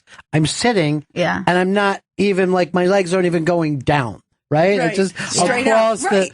a toy box like that. And my mom is on the phone with her sister, and me thinking, my God, she's attractive. Like, literally, as a little kid, thinking that my mom was so attractive. Aww. And then seconds later, getting my ass whipped for something. Seconds later. Yeah, my earliest memories were all at the farmhouse, and then when I found out, I was like 2 years old. You were a nut, though, man. You were a nut when you were a little kid like that.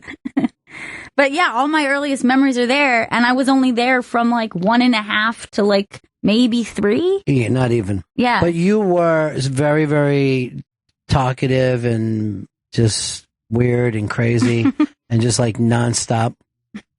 And Thank also, God. Thank God, because now look what we have. Also, like a kid, well, both my kids were this way, that they would sit up all night and watch TV with you, like even like preschool. It'd be like 2, 3 o'clock in the morning, and they're watching movies and stuff. Really? Yeah. But yeah, all my earliest memories. That's why it's always very strange when I hear somebody like, I can remember second grade, and you're like, I know what? when people do that. Yeah, because you know what? I'm convinced that there's something that they're blocking out. They say that. The psychiatrist will say that's an abuse victim. Now, Chris can't even remember kindergarten, right? No, I can't remember. I can remember a couple of like random memories that are like intense, but nothing like. Why intense? I remember once that instead of taking me to kindergarten, my dad took me on he had a job. He had a job at one point. He was a truck driver. I remember him sitting behind a supermarket as he's loading beer into a truck. I remember that. Wow. I remember my parents taking me to see. You sure that wasn't an episode of Law and Order SVU? It does seem that Sounds way. like it. It does seem I don't know if this is really a job. But he was taking it off now, the why back are of you a saying truck. that's intense? I Why don't does know. that feel intense? It feels intense because I don't remember shit else. I don't know how we got there. I don't remember the day before, the day after. I don't remember anything. Yeah, but that's how memory. That's what we're saying. Like I have probably like daily memory that I can remember past maybe about 4. Yeah. Because my brother was born when I was 4, so that's what was like an easy marker of like I can remember like pregnancy and then like after he was born. But from the ages like 2 to 3, I have what you're saying, like one memory, but you can't remember the whole day. I don't have that from last week. I know. Well, that's what I was going to say. What's your memory like now? Like, you know that Mary Lou Henner from Taxi, she has that exact recall. Yeah. I'm sure you've probably even interviewed her before, right? Like, I bet. Here's the fucking funny thing. So she remembers every moment of her life, and she's like one of 7 people in the world, right? Like, literally, you can say to her, May 15th, 1969, she'll go, it 3 was o'clock. a Tuesday, Yeah. Now, here's the fucking sad story about that. So she comes in the door our show, right? And it was about that thing. And it was also like about happiness. It was a bad day for Fez, right? So he was crying, and Mary Lou Henner starts fucking taking care of her. Now, I'm already laughing because I've seen 1 million people sign up for this bet. That's how you got me. So she's like, I will call you. I will call you until, and he never heard from her again. And then he's like, I know she fucking remembered my phone. She's just chosen not to. Oh my God, that's so funny. Like, I never wanted to laugh about that, but I couldn't help it. Yeah. It's funny and heartbreaking. Baby. Yeah. Last night he suffered through a Buccaneers win. He was texting me and then would texting back and forth. But he can't even enjoy the wins. They're so close. Yeah, it was just too intense. It was 2 terrible teams playing together. The kicker. The kicker's I'm like, the guy finally gets a win and he can't even appreciate it. Hell no. He should move to team. Cleveland. Yeah, everybody could do. That's why they're giving Brady all the credit in the world, because he went out and beat up Cleveland. Yeah, big deal. Big deal. Yeah. I think I beat him myself. The entire fucking, if you're a fan of the Browns, you should all be Johnny Manziel, just drunk and high and not being able to. We always are at the end of the season. Yeah. By this point, although the Tribe is doing, but the Tribe every once in a while is a hit or miss. Since Major League. Well, since the movie, they were inspired. Well, I remember in '97, everybody wanted them to win, and everyone was. And then they're playing a team that doesn't even care. The Marlins, we lived down there at the time. The fans don't even show up. We went to about 30, 40 games that year. We're basically watching it by ourselves until they came to the playoffs.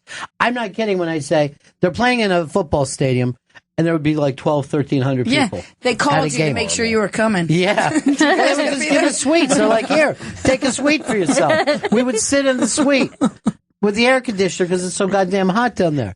But then when they got to the playoffs, then people started to show up with Gloria Estefan, and then they beat Cleveland, a team that cared so much. I was there. I lived right downtown Cleveland. We walked to the games. It was so much fun. We really thought this was the change because they had just taken our Browns at that point. Yeah. So we thought this is going to be it. This is the curse. Maybe Art Modell was our curse, the owner of the Browns. This could happen. And then they swept them. If I remember correctly, it was just horrible. It wasn't close. I keep looking up at this election news, and they're just being meaner with each other every day. Every day. Although I have to say, I don't care who anybody votes for because it's just not my, like, I think if a comic tells you who to vote for and you listen, you're too stupid to vote. So I don't care. But that Frank Pentangelo moment, that's what I called it on Twitter, when he walked those accusers out, just like Frankie's brother, was like, whoa. All right, now what do you got to say? Because her eyes kind of was like. Yeah, that was better than the debate. He was nuts that night. But he said today, now I can finally take the shackles off. I go, you've had shackles on you? Right. Yeah. You are the most fucking outlandish guy ever. But that's what's funny about that is, like, I grew up in a crazy family, right? I mean, so I have people like that in my life, aunts and uncles that are like, oh, they cause big fight, family reunion, drunk, pee themselves, and then go, I was on my best behavior. You're right. Like, they don't hold on to it. Like, I don't know. What were we supposed to hold this in rehab? Right. Is that where we were supposed to do this? There was a guy that I know who would blame the person who served him drinks. You know what I mean? So if there was an open bar, he would say, there was a fucking open bar. What do you expect me to do? And he would never take it on. And I kind of admired that kind of a thing. You know what I mean? Like, after a while, you admire because you see he's built his own reality. That somehow he's the victim. And that's, I mean, really, this has happened with, the rapist or abuser saying, did you see the way she was dressed? Yeah. Yeah. And that's like a real thing. Yeah, but that happened to me, honestly, in Florida. I was playing in Jacksonville, Florida, and there was this crazy, how there's there's always one woman who's too old to strip. Right. And needs that attention, and she can't handle it that, like, someone else is getting the attention. And it's about 40 minutes in, and she's completely drunk, and she's just not getting it. And I'm trying to play with her and she's been a big pain through the whole thing. Anyway, she ended up throwing like a big glass at my head, not just like wine, the glass, it bounced off. It was crazy, right? And the cops came.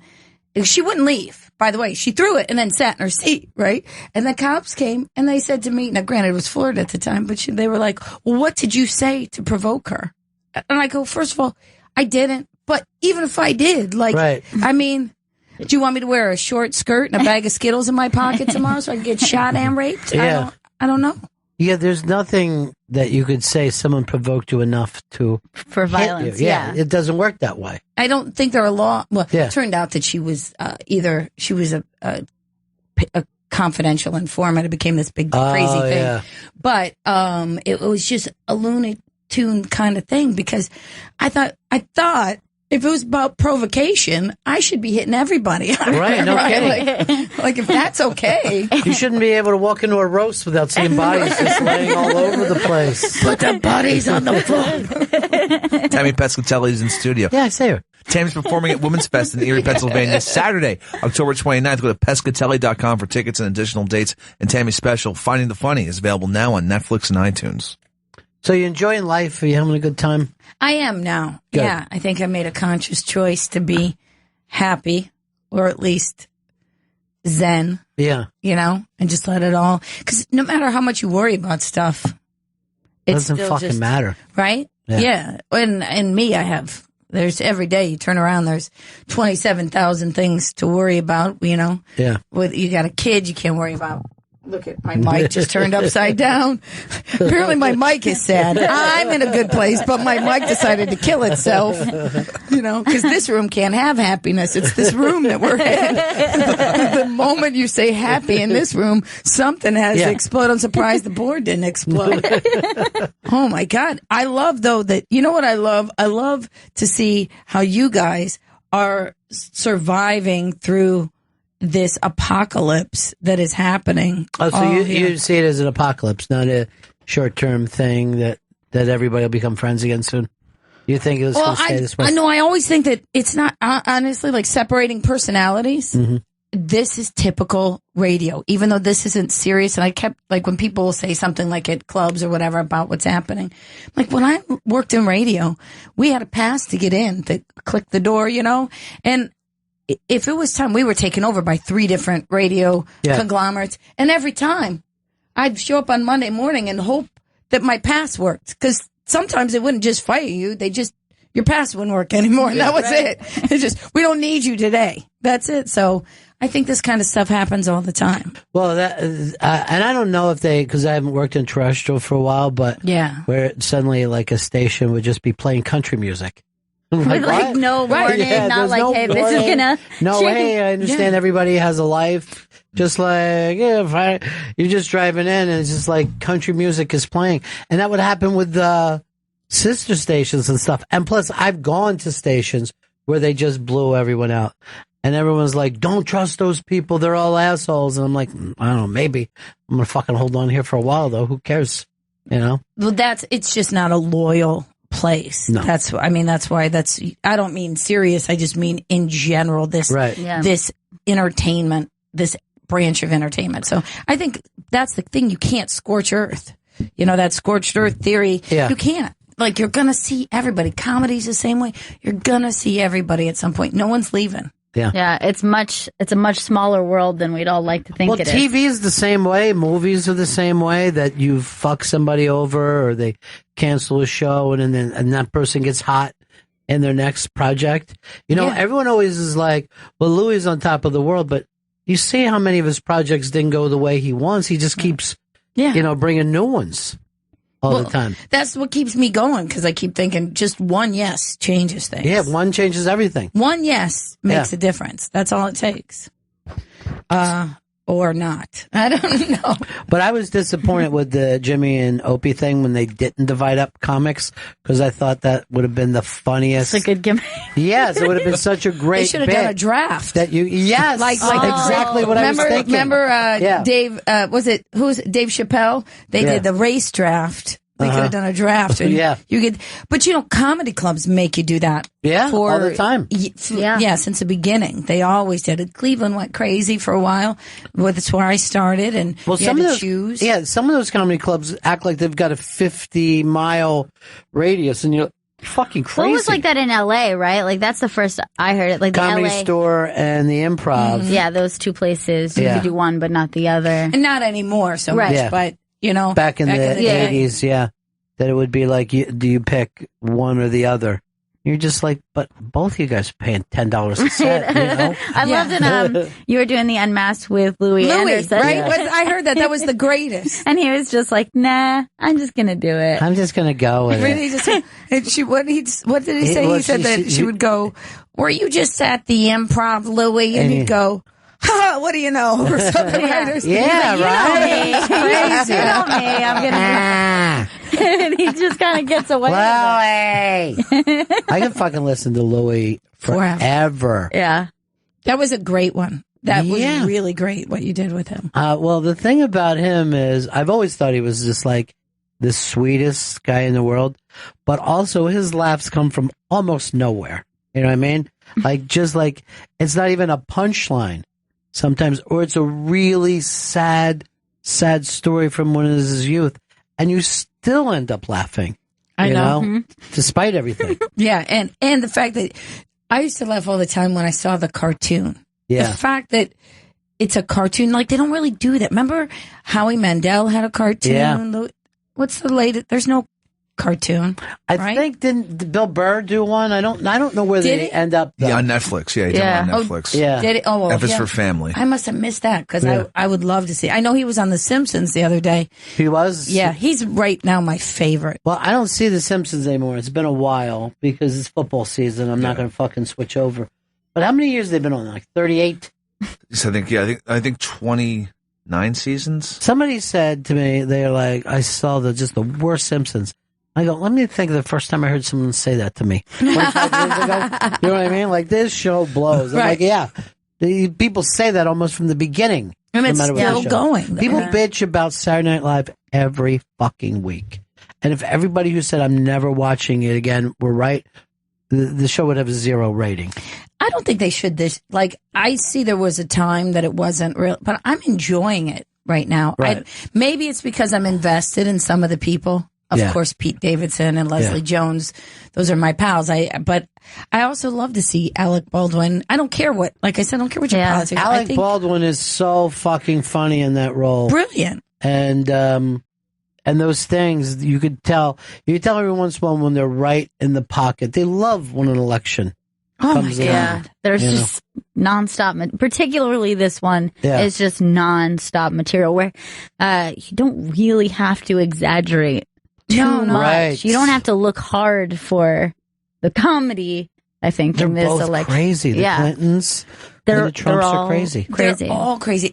I thought, boy, if they don't show her face and make it like a pop-up video, like, you know, when she was listening to him and just pop up some of the crazy things, I know. the Wiccan chants that she's doing over him and stuff like that. It's so funny, too, because Drudge just had a picture of her, the witch, hat on today, going Season of the Witch. I'm like, we still, after all these years, are comfortable with fucking with witches. You know what I mean? It's the only one. It's the only one. Yeah. So you can't, that's a religion that you can't. And I think it's because it's the only religion that was started and practiced by women. You know what I mean? Like, exactly. That's the only reason.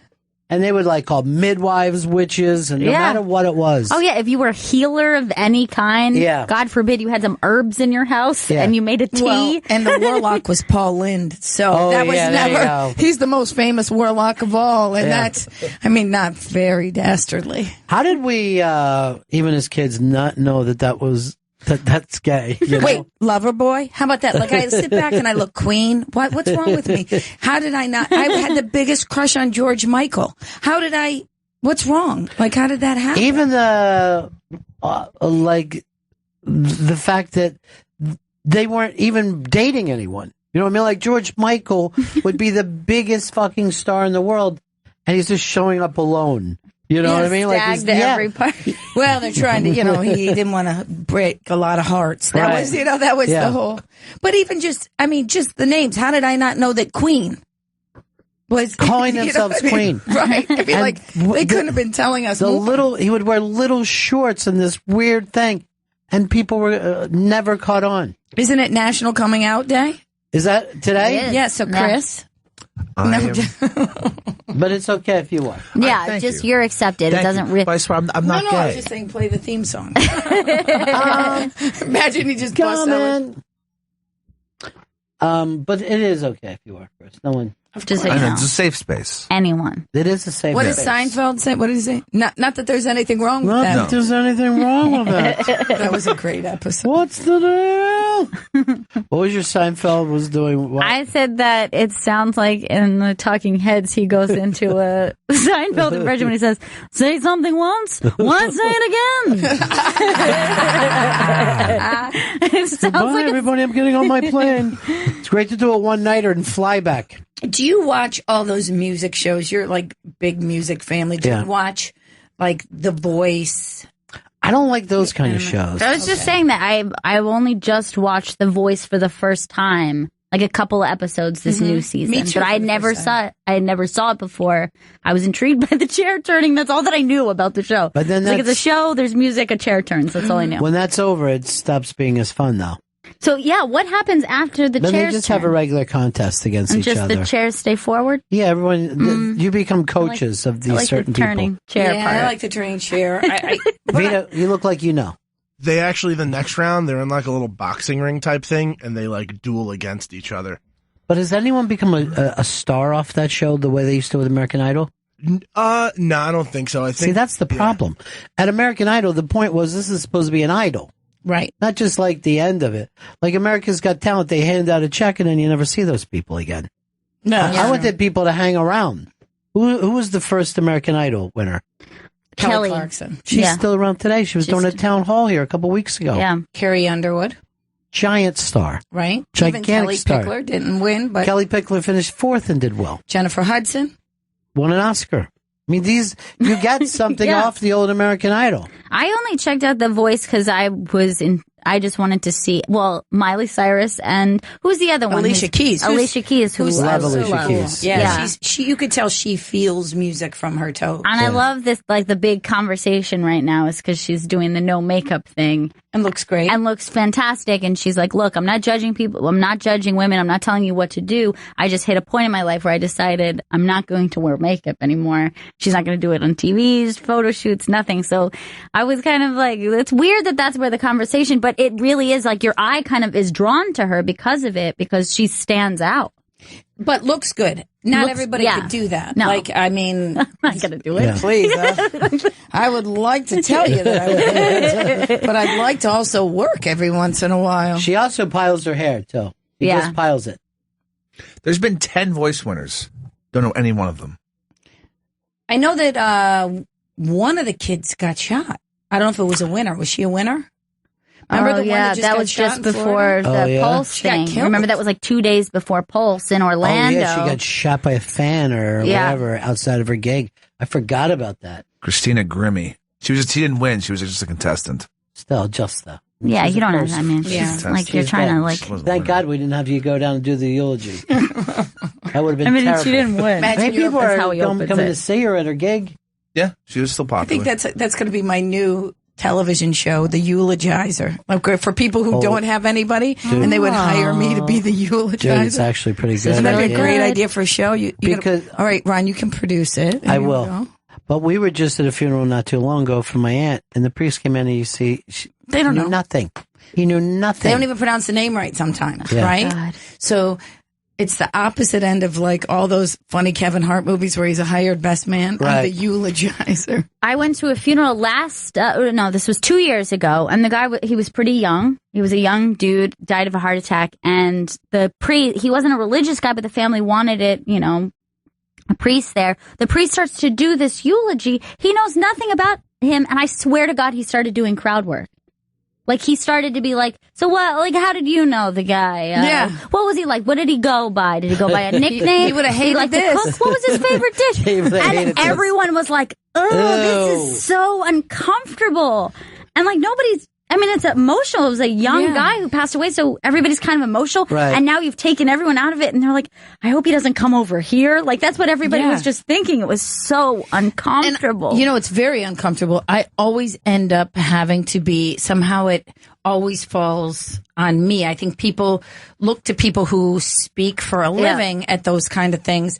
And if I'm there, I'm usually pretty emotional. Mm-hmm. It's not a place that I want to be on display, but I almost feel like they'll go, does anybody want to say anything? And then nobody will. And then I feel like that's not a tribute to the person who died. So then I stand up and I'm never good at it. Never, never, never. There was a guy who did the show a couple of times. His name was Philip Carlo, and we got to be very close. He was a writer. He would write mafia books, and his books, he would write about hitmen. He was so fucking scary. Wait, I think I read one of his books. Like before. The Iceman is one of the books. These from things. Cleveland. Yeah. And so. The book. He, what did he have, Chris, that he was like. ALS. What is it? ALS. He had ALS. Yeah. So he would be in, and he would do the show. It was the most amazing interviews I ever did. And he was on like a breathing tube. But it was one of the two. But he was on a breathing tube, so he would be breathing while he was talking, and then he would answer the question, and I would watch him run out of air, right? And he couldn't even help himself. His wife would be with him. And then she would go back in. Why I asked the next question. Give him the tube. He would be sucking the tube in, and then he would come out, and it was amazing. He was like, well, that's a great question. And he would and it was an amazing experience, and he was just a phenomenal writer. And it was like, even in that condition he was in, he was like a street guy, like a regular guy. He was very well known around New York.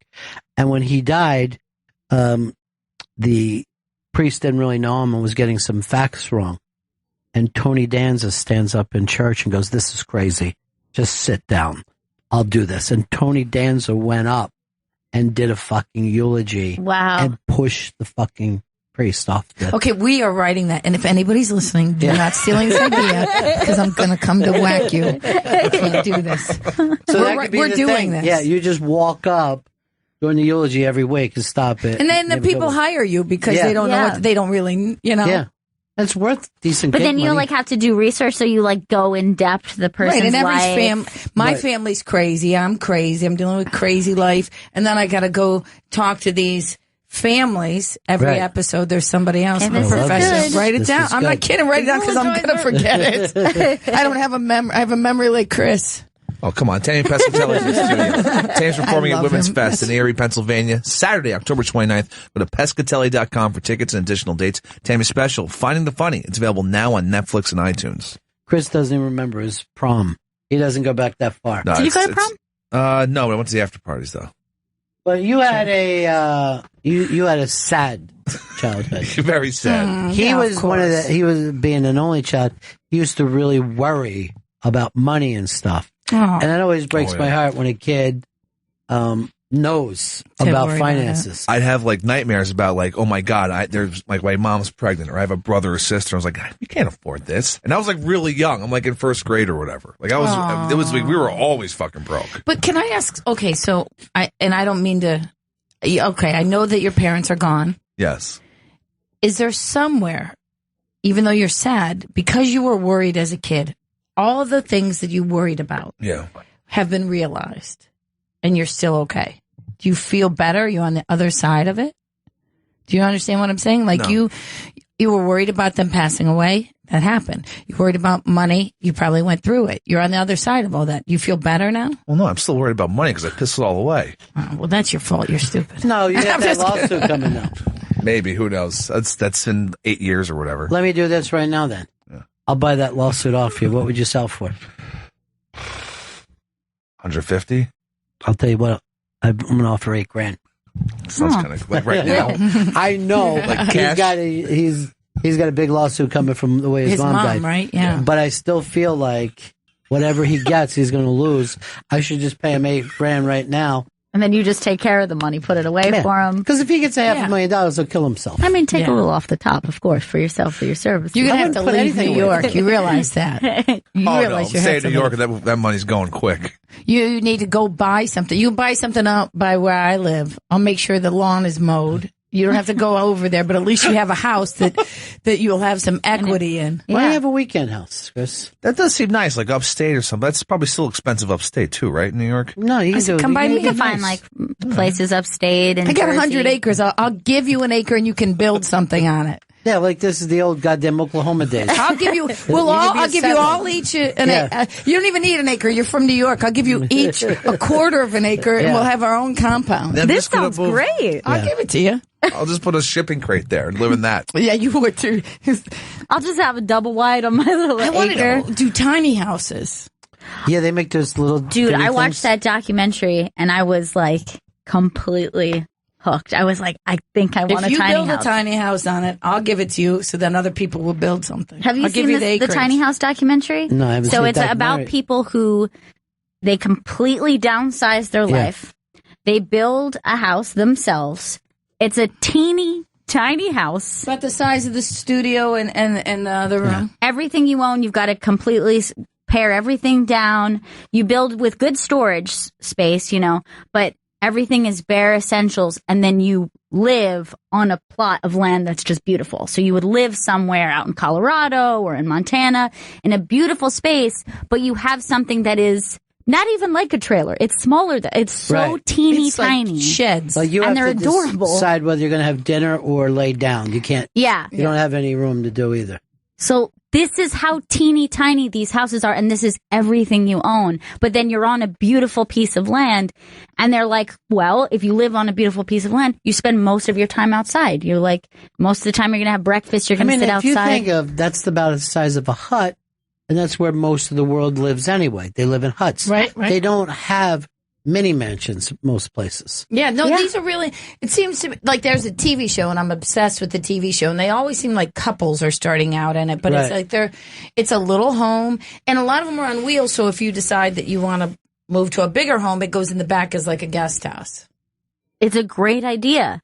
Or And we all travel around the country. What I'll and move do is me and Gail's mom will live in a little place like that behind her house. That sounds It'll be great. like a little in-law thing. It'll Okay. be- I'll just be out there. And My attach hand them. will be shaking for some reason. And then if you guys start to annoy me, I'll just be like, go to your tiny house. It's about 4 Just hours get the away. tiny Come on, house. it's perfect. I'll be happy in a little tiny house. Look at how cute they are. A year from now, we'll be broadcasting out Yeah. from by me. But they're cute that you live on somewhere beautiful, but even just the idea of getting rid of shit that you don't need. I mean, think about how much stuff is in your apartment or in your house that you're like, yeah, I have it, but why do I have it? Why do I hold on to this stuff? There's no reason for it. You know me your whole life. Have I ever been attached to one fucking thing? No, ever. I have never heard you say, like, this is great, let's keep this. What's your most I've never prized heard you say, let's keep this. My most prized possessions, I probably can't even find. I'm not even fucking kidding. Like, I don't even need a picture. My memory, you know what I mean? Like, right. I can't stand somebody who, like, will have a picture of their parents or their wife and kids. I'm like, is that really what you need to look at right now? There were no know what they pictures look of like. Like, he was never, like, there was only, like, the pictures of, like, the family on the wall. Never. Wait a second. We lived there. Andy can't stand him for doing it. Like, if I go into someone's office, Christmas cards are coming. He's so pissed. I don't like those. I'm like, you don't know what your family looks like? You got to be a fucking moron. That's how I feel about dick pics for my husband. I own it. What do I need a picture of it for? Have them send them to me. I like to guess who they're coming in from. That's your prized possession. Yeah. Your dick pic collection. Oh, my beauties. Do you know who gets those? The Bonfire. They ask for dick pics from their fucking fans. They have dick pics of fan Dude, I went to their gig that they, like their 1 year anniversary, and they just had this thing that they were fucking showing dick pic after dick pic. Yeah. What song were they playing? It was like, I Will Remember You or something. Oh my God. I will. It was this cock pic after cock pic. Now, do they link them up with like at Bobby 420? Yeah. Like, do you know who they Jay belong has all to? those written in a special fucking place that he has on flash paper. You see that I'm scrolling through my phone because I have a very special dick pic to show you. This is my friend Artie Lang. That's awesome. It's not really, for those of you who aren't looking at the picture, it's not his picture of penis. He's actually dressed up as a penis. I told him I'm going to. I know, he's a baby. I want to make T-shirts for him. And so I'm like, if you don't make these T-shirts, I'm going to make these T-shirts and sell them at my shows. But he looks so young there, and all the bad habits are already in place. Right. He's got a cigarette. His head is sticking through a hole. It's the best. I'll retweet it right now. He won't care. He's the best. The absolute best. And everybody loves him. I never run into people who go, oh, I'm rooting against Artie Lang. It just doesn't happen. Right. Yeah, you never hear someone say that. People are like, even people that, he missed something for because he was at a bad stage of his life, they're like, yeah, but I hope he gets it together now. I hope he's doing well. People just wish him well. Yeah, I'm the opposite. No, I'm just kidding. People are always like, I hope Tammy does. I hope she dies. Hear what happened to Chris's mom? That's what we want for her. Oh, come on. Tammy Pescatelli, she's in studio. Yeah, I see her. Yeah, Tammy's performing at Women's Fest in Erie, Pennsylvania, Saturday, October 29th. Go to pescatelli.com for tickets and additional dates. And Tammy's special, Finding the Funny. It's available on Netflix and iTunes. Chris is wearing a shirt like he joined the Air Force. Well, it matches his eyes, I'll be honest with you. Yeah. The fact that you can see his eyes is amazing to me. And the shirt are kind of all like one deep Well, blue. people fall in love with him. I know a very beautiful woman that fell in love with Chris, and he would have no part of it. Really? Yeah. Really? Nope. Why? Because you're gay? Taken. You're not. What was At the time. Oh, you were taking it. I don't think you were. I was. When I first started coming around here, you were living with someone, I think, or about Never to living live with with someone, anyone, or you were maybe you were going to move in with them. You were with somebody. When are you going to get back on the horse? Get out there. Is that what you call her? Yeah. Let's leave her out of everything. Like she has with you. Yep. Fine with that arrangement. That's a nice nickname. But I don't, this is the change in the world now. Is like guys will say, I'm going to take some time. I remember women would say, I had a bad breakup. I'm not going to date for a while. I never knew guys that in my neighborhood who said, I'm going to take 5 months from anything. Booze, drugs, bad relationships. They would stick with it. Where both Vito and Chris act like they're not going to date for a while. Do you know how much fun we would have with you guys dating? Each other? That's probably why.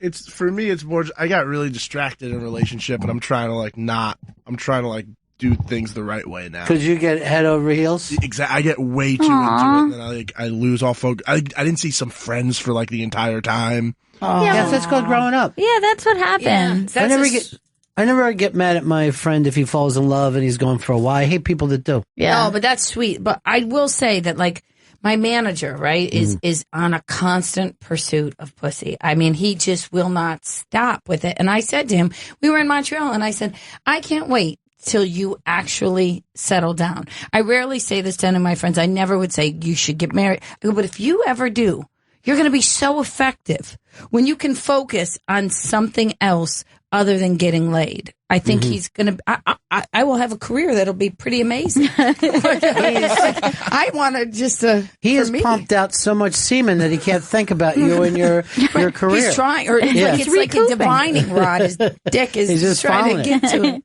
Hey, hi, Chris. Hi, Ron. Hi, everyone. Hi. Would you start dating Vito? Why don't you guys at least pal around? See if there's something there. I don't know. Vito just fucking makes me crazy in the office. I don't think I could go out drinking with him. Well, you don't drink, Chris. Or at least watch him. I don't think I could watch him drink. What? Am I some kind of monster? Aww. Everybody likes Vito. Vito's so He's fun. the big fun guy. I've hung out with Vito. I've gone to get drinks with Vito. Vito's a very fun friend. Can I tell you something? The way you guys were in Montreal, I thought you were wearing the same belt. He was everywhere you were. We're buddies right together. on your hip. It was cute because he was, I think it was their first Montreal. So it was together, you know. We were very excited. And then I would meet them for dinner while he would go over your itinerary for that night. Oh, God. Yeah, he was so excited. Remember I saw you guys at the tent with me and the very, very funny Tom Rhodes and his one member, and we were all hanging out over there, and Vito was he was excited. Well, me and Vito went to your show, too. That's right. Yeah. But I didn't get to see you. No, we saw you later that night. Yeah. It was crazy. We had fun up there. Yeah, it was a blast. Everybody likes Montreal. You never hear people say, I went to Montreal, I didn't like it. Although I will tell you, it's a lot. I liked it and I enjoyed it, but it's not like the old days because it's such a huge festival now that you don't get to see everybody. Well, like, some of those parties have 2,000 people. Yeah. It used to be just small, like 200 people. And by the way, there are 5 million comics now. Yeah. There used to only be maybe 40 comics in the festival. I mean, literally now there's just 30,000. Well, yeah, I mean, it wasn't that long ago. If you go to the 1970s, there was probably 40 people who did professional comedy, period. Right. You know? Like, it was considered a crazy thing to say, I'm going to be a professional comedian. Yeah. Even me in the early 2001, I think the Montreal seemed so much smaller. I mean, because not the city, obviously, but that's right. We lost so many comics in 9/11. Exactly. Except for the ones that were outside smoking. Oh, yeah, one survived. He's doing great. He's doing all right. Yeah, he was in the South Tower. Swung over. You know, when I was going through a tough time, I called Steve. So, I said, do you know how bad my life has to be that I called you to see how I get through this? I love Stevie. I like his attitude, though. He's like, yeah, I did it. Yeah, he was, when I saw him in Montreal, it was like he was swinging. I mean, he was certainly, embracing it. We saw him at that goddamn comedy jam, and he was unbelievable. Yeah. He did a set and then went into a song, and he was like, I'm like, this fucking kid has all kinds of talent. Yeah. You know? I would love to do something like that, except that I can't sing at all. These people can't sing that good, but they're with that band. It comes off. Big J does it, and I'm going to tell you the truth. I never thought to myself, well, what a voice he has. And he crushes it. But I'm horrible. Truly, truly horrible. Yeah, I mean, I can't. I am so tone deaf. Why don't you do that old 50s song? Ain't got nobody. There's always some songs that you can get away with it for. Yeah, I'm sure there's something out there. Peace, dude. Peace, guys. You want to... Because we got a hard out now, because... Oh, yeah. Hope needs to get in here. Tammy Pescatelli's in studio. Tammy's performing at Women's Fest in Erie, Pennsylvania, Saturday, October 29th. Go to pescatelli.com for tickets and additional dates. And Tammy's special, Finding the Funny, is available now on Netflix and iTunes. How much do I love you guys? Well, we love you, too. It's been too long. I feel it. I feel that you love me. That's nice. I do. It's rare that but I feel it. That's why she feels like an ant, because your ants would say stuff like I know. That. It's true. I know that you do. And Vito's groping me. That's okay. I feel something. Yeah. Well, he learns from Trump. All right, we got to break it down. Yeah, one. We're number one, Chris. Number one. Counting me down. He counts me down like this is NASA. It's just ending a radio show. It doesn't. I don't need these 5, 4, 3, 2, 1 things. Just the show is over. Okay. Not a big deal. No more hand signals. What's on TV tonight? Anything, guys? Is there something you need to be watching? There's the big Brooklyn Nine-Nine and New Girl crossover on Fox. Oh, that sounds exciting. I don't watch either show. I'm trying to keep up with that timeless thing. It's already stupid, though. I need to watch that. You probably won't. Okay. You know, you probably won't. All right, that is it for us. Tammy, it's always wonderful to see It's the you. best. Really, We love Tammy. I love you. and we'll see you all again in 1974. Ladies and gentlemen, the evening is over. We hope you all enjoyed yourselves, and we'll see you all again in 1974. Good evening!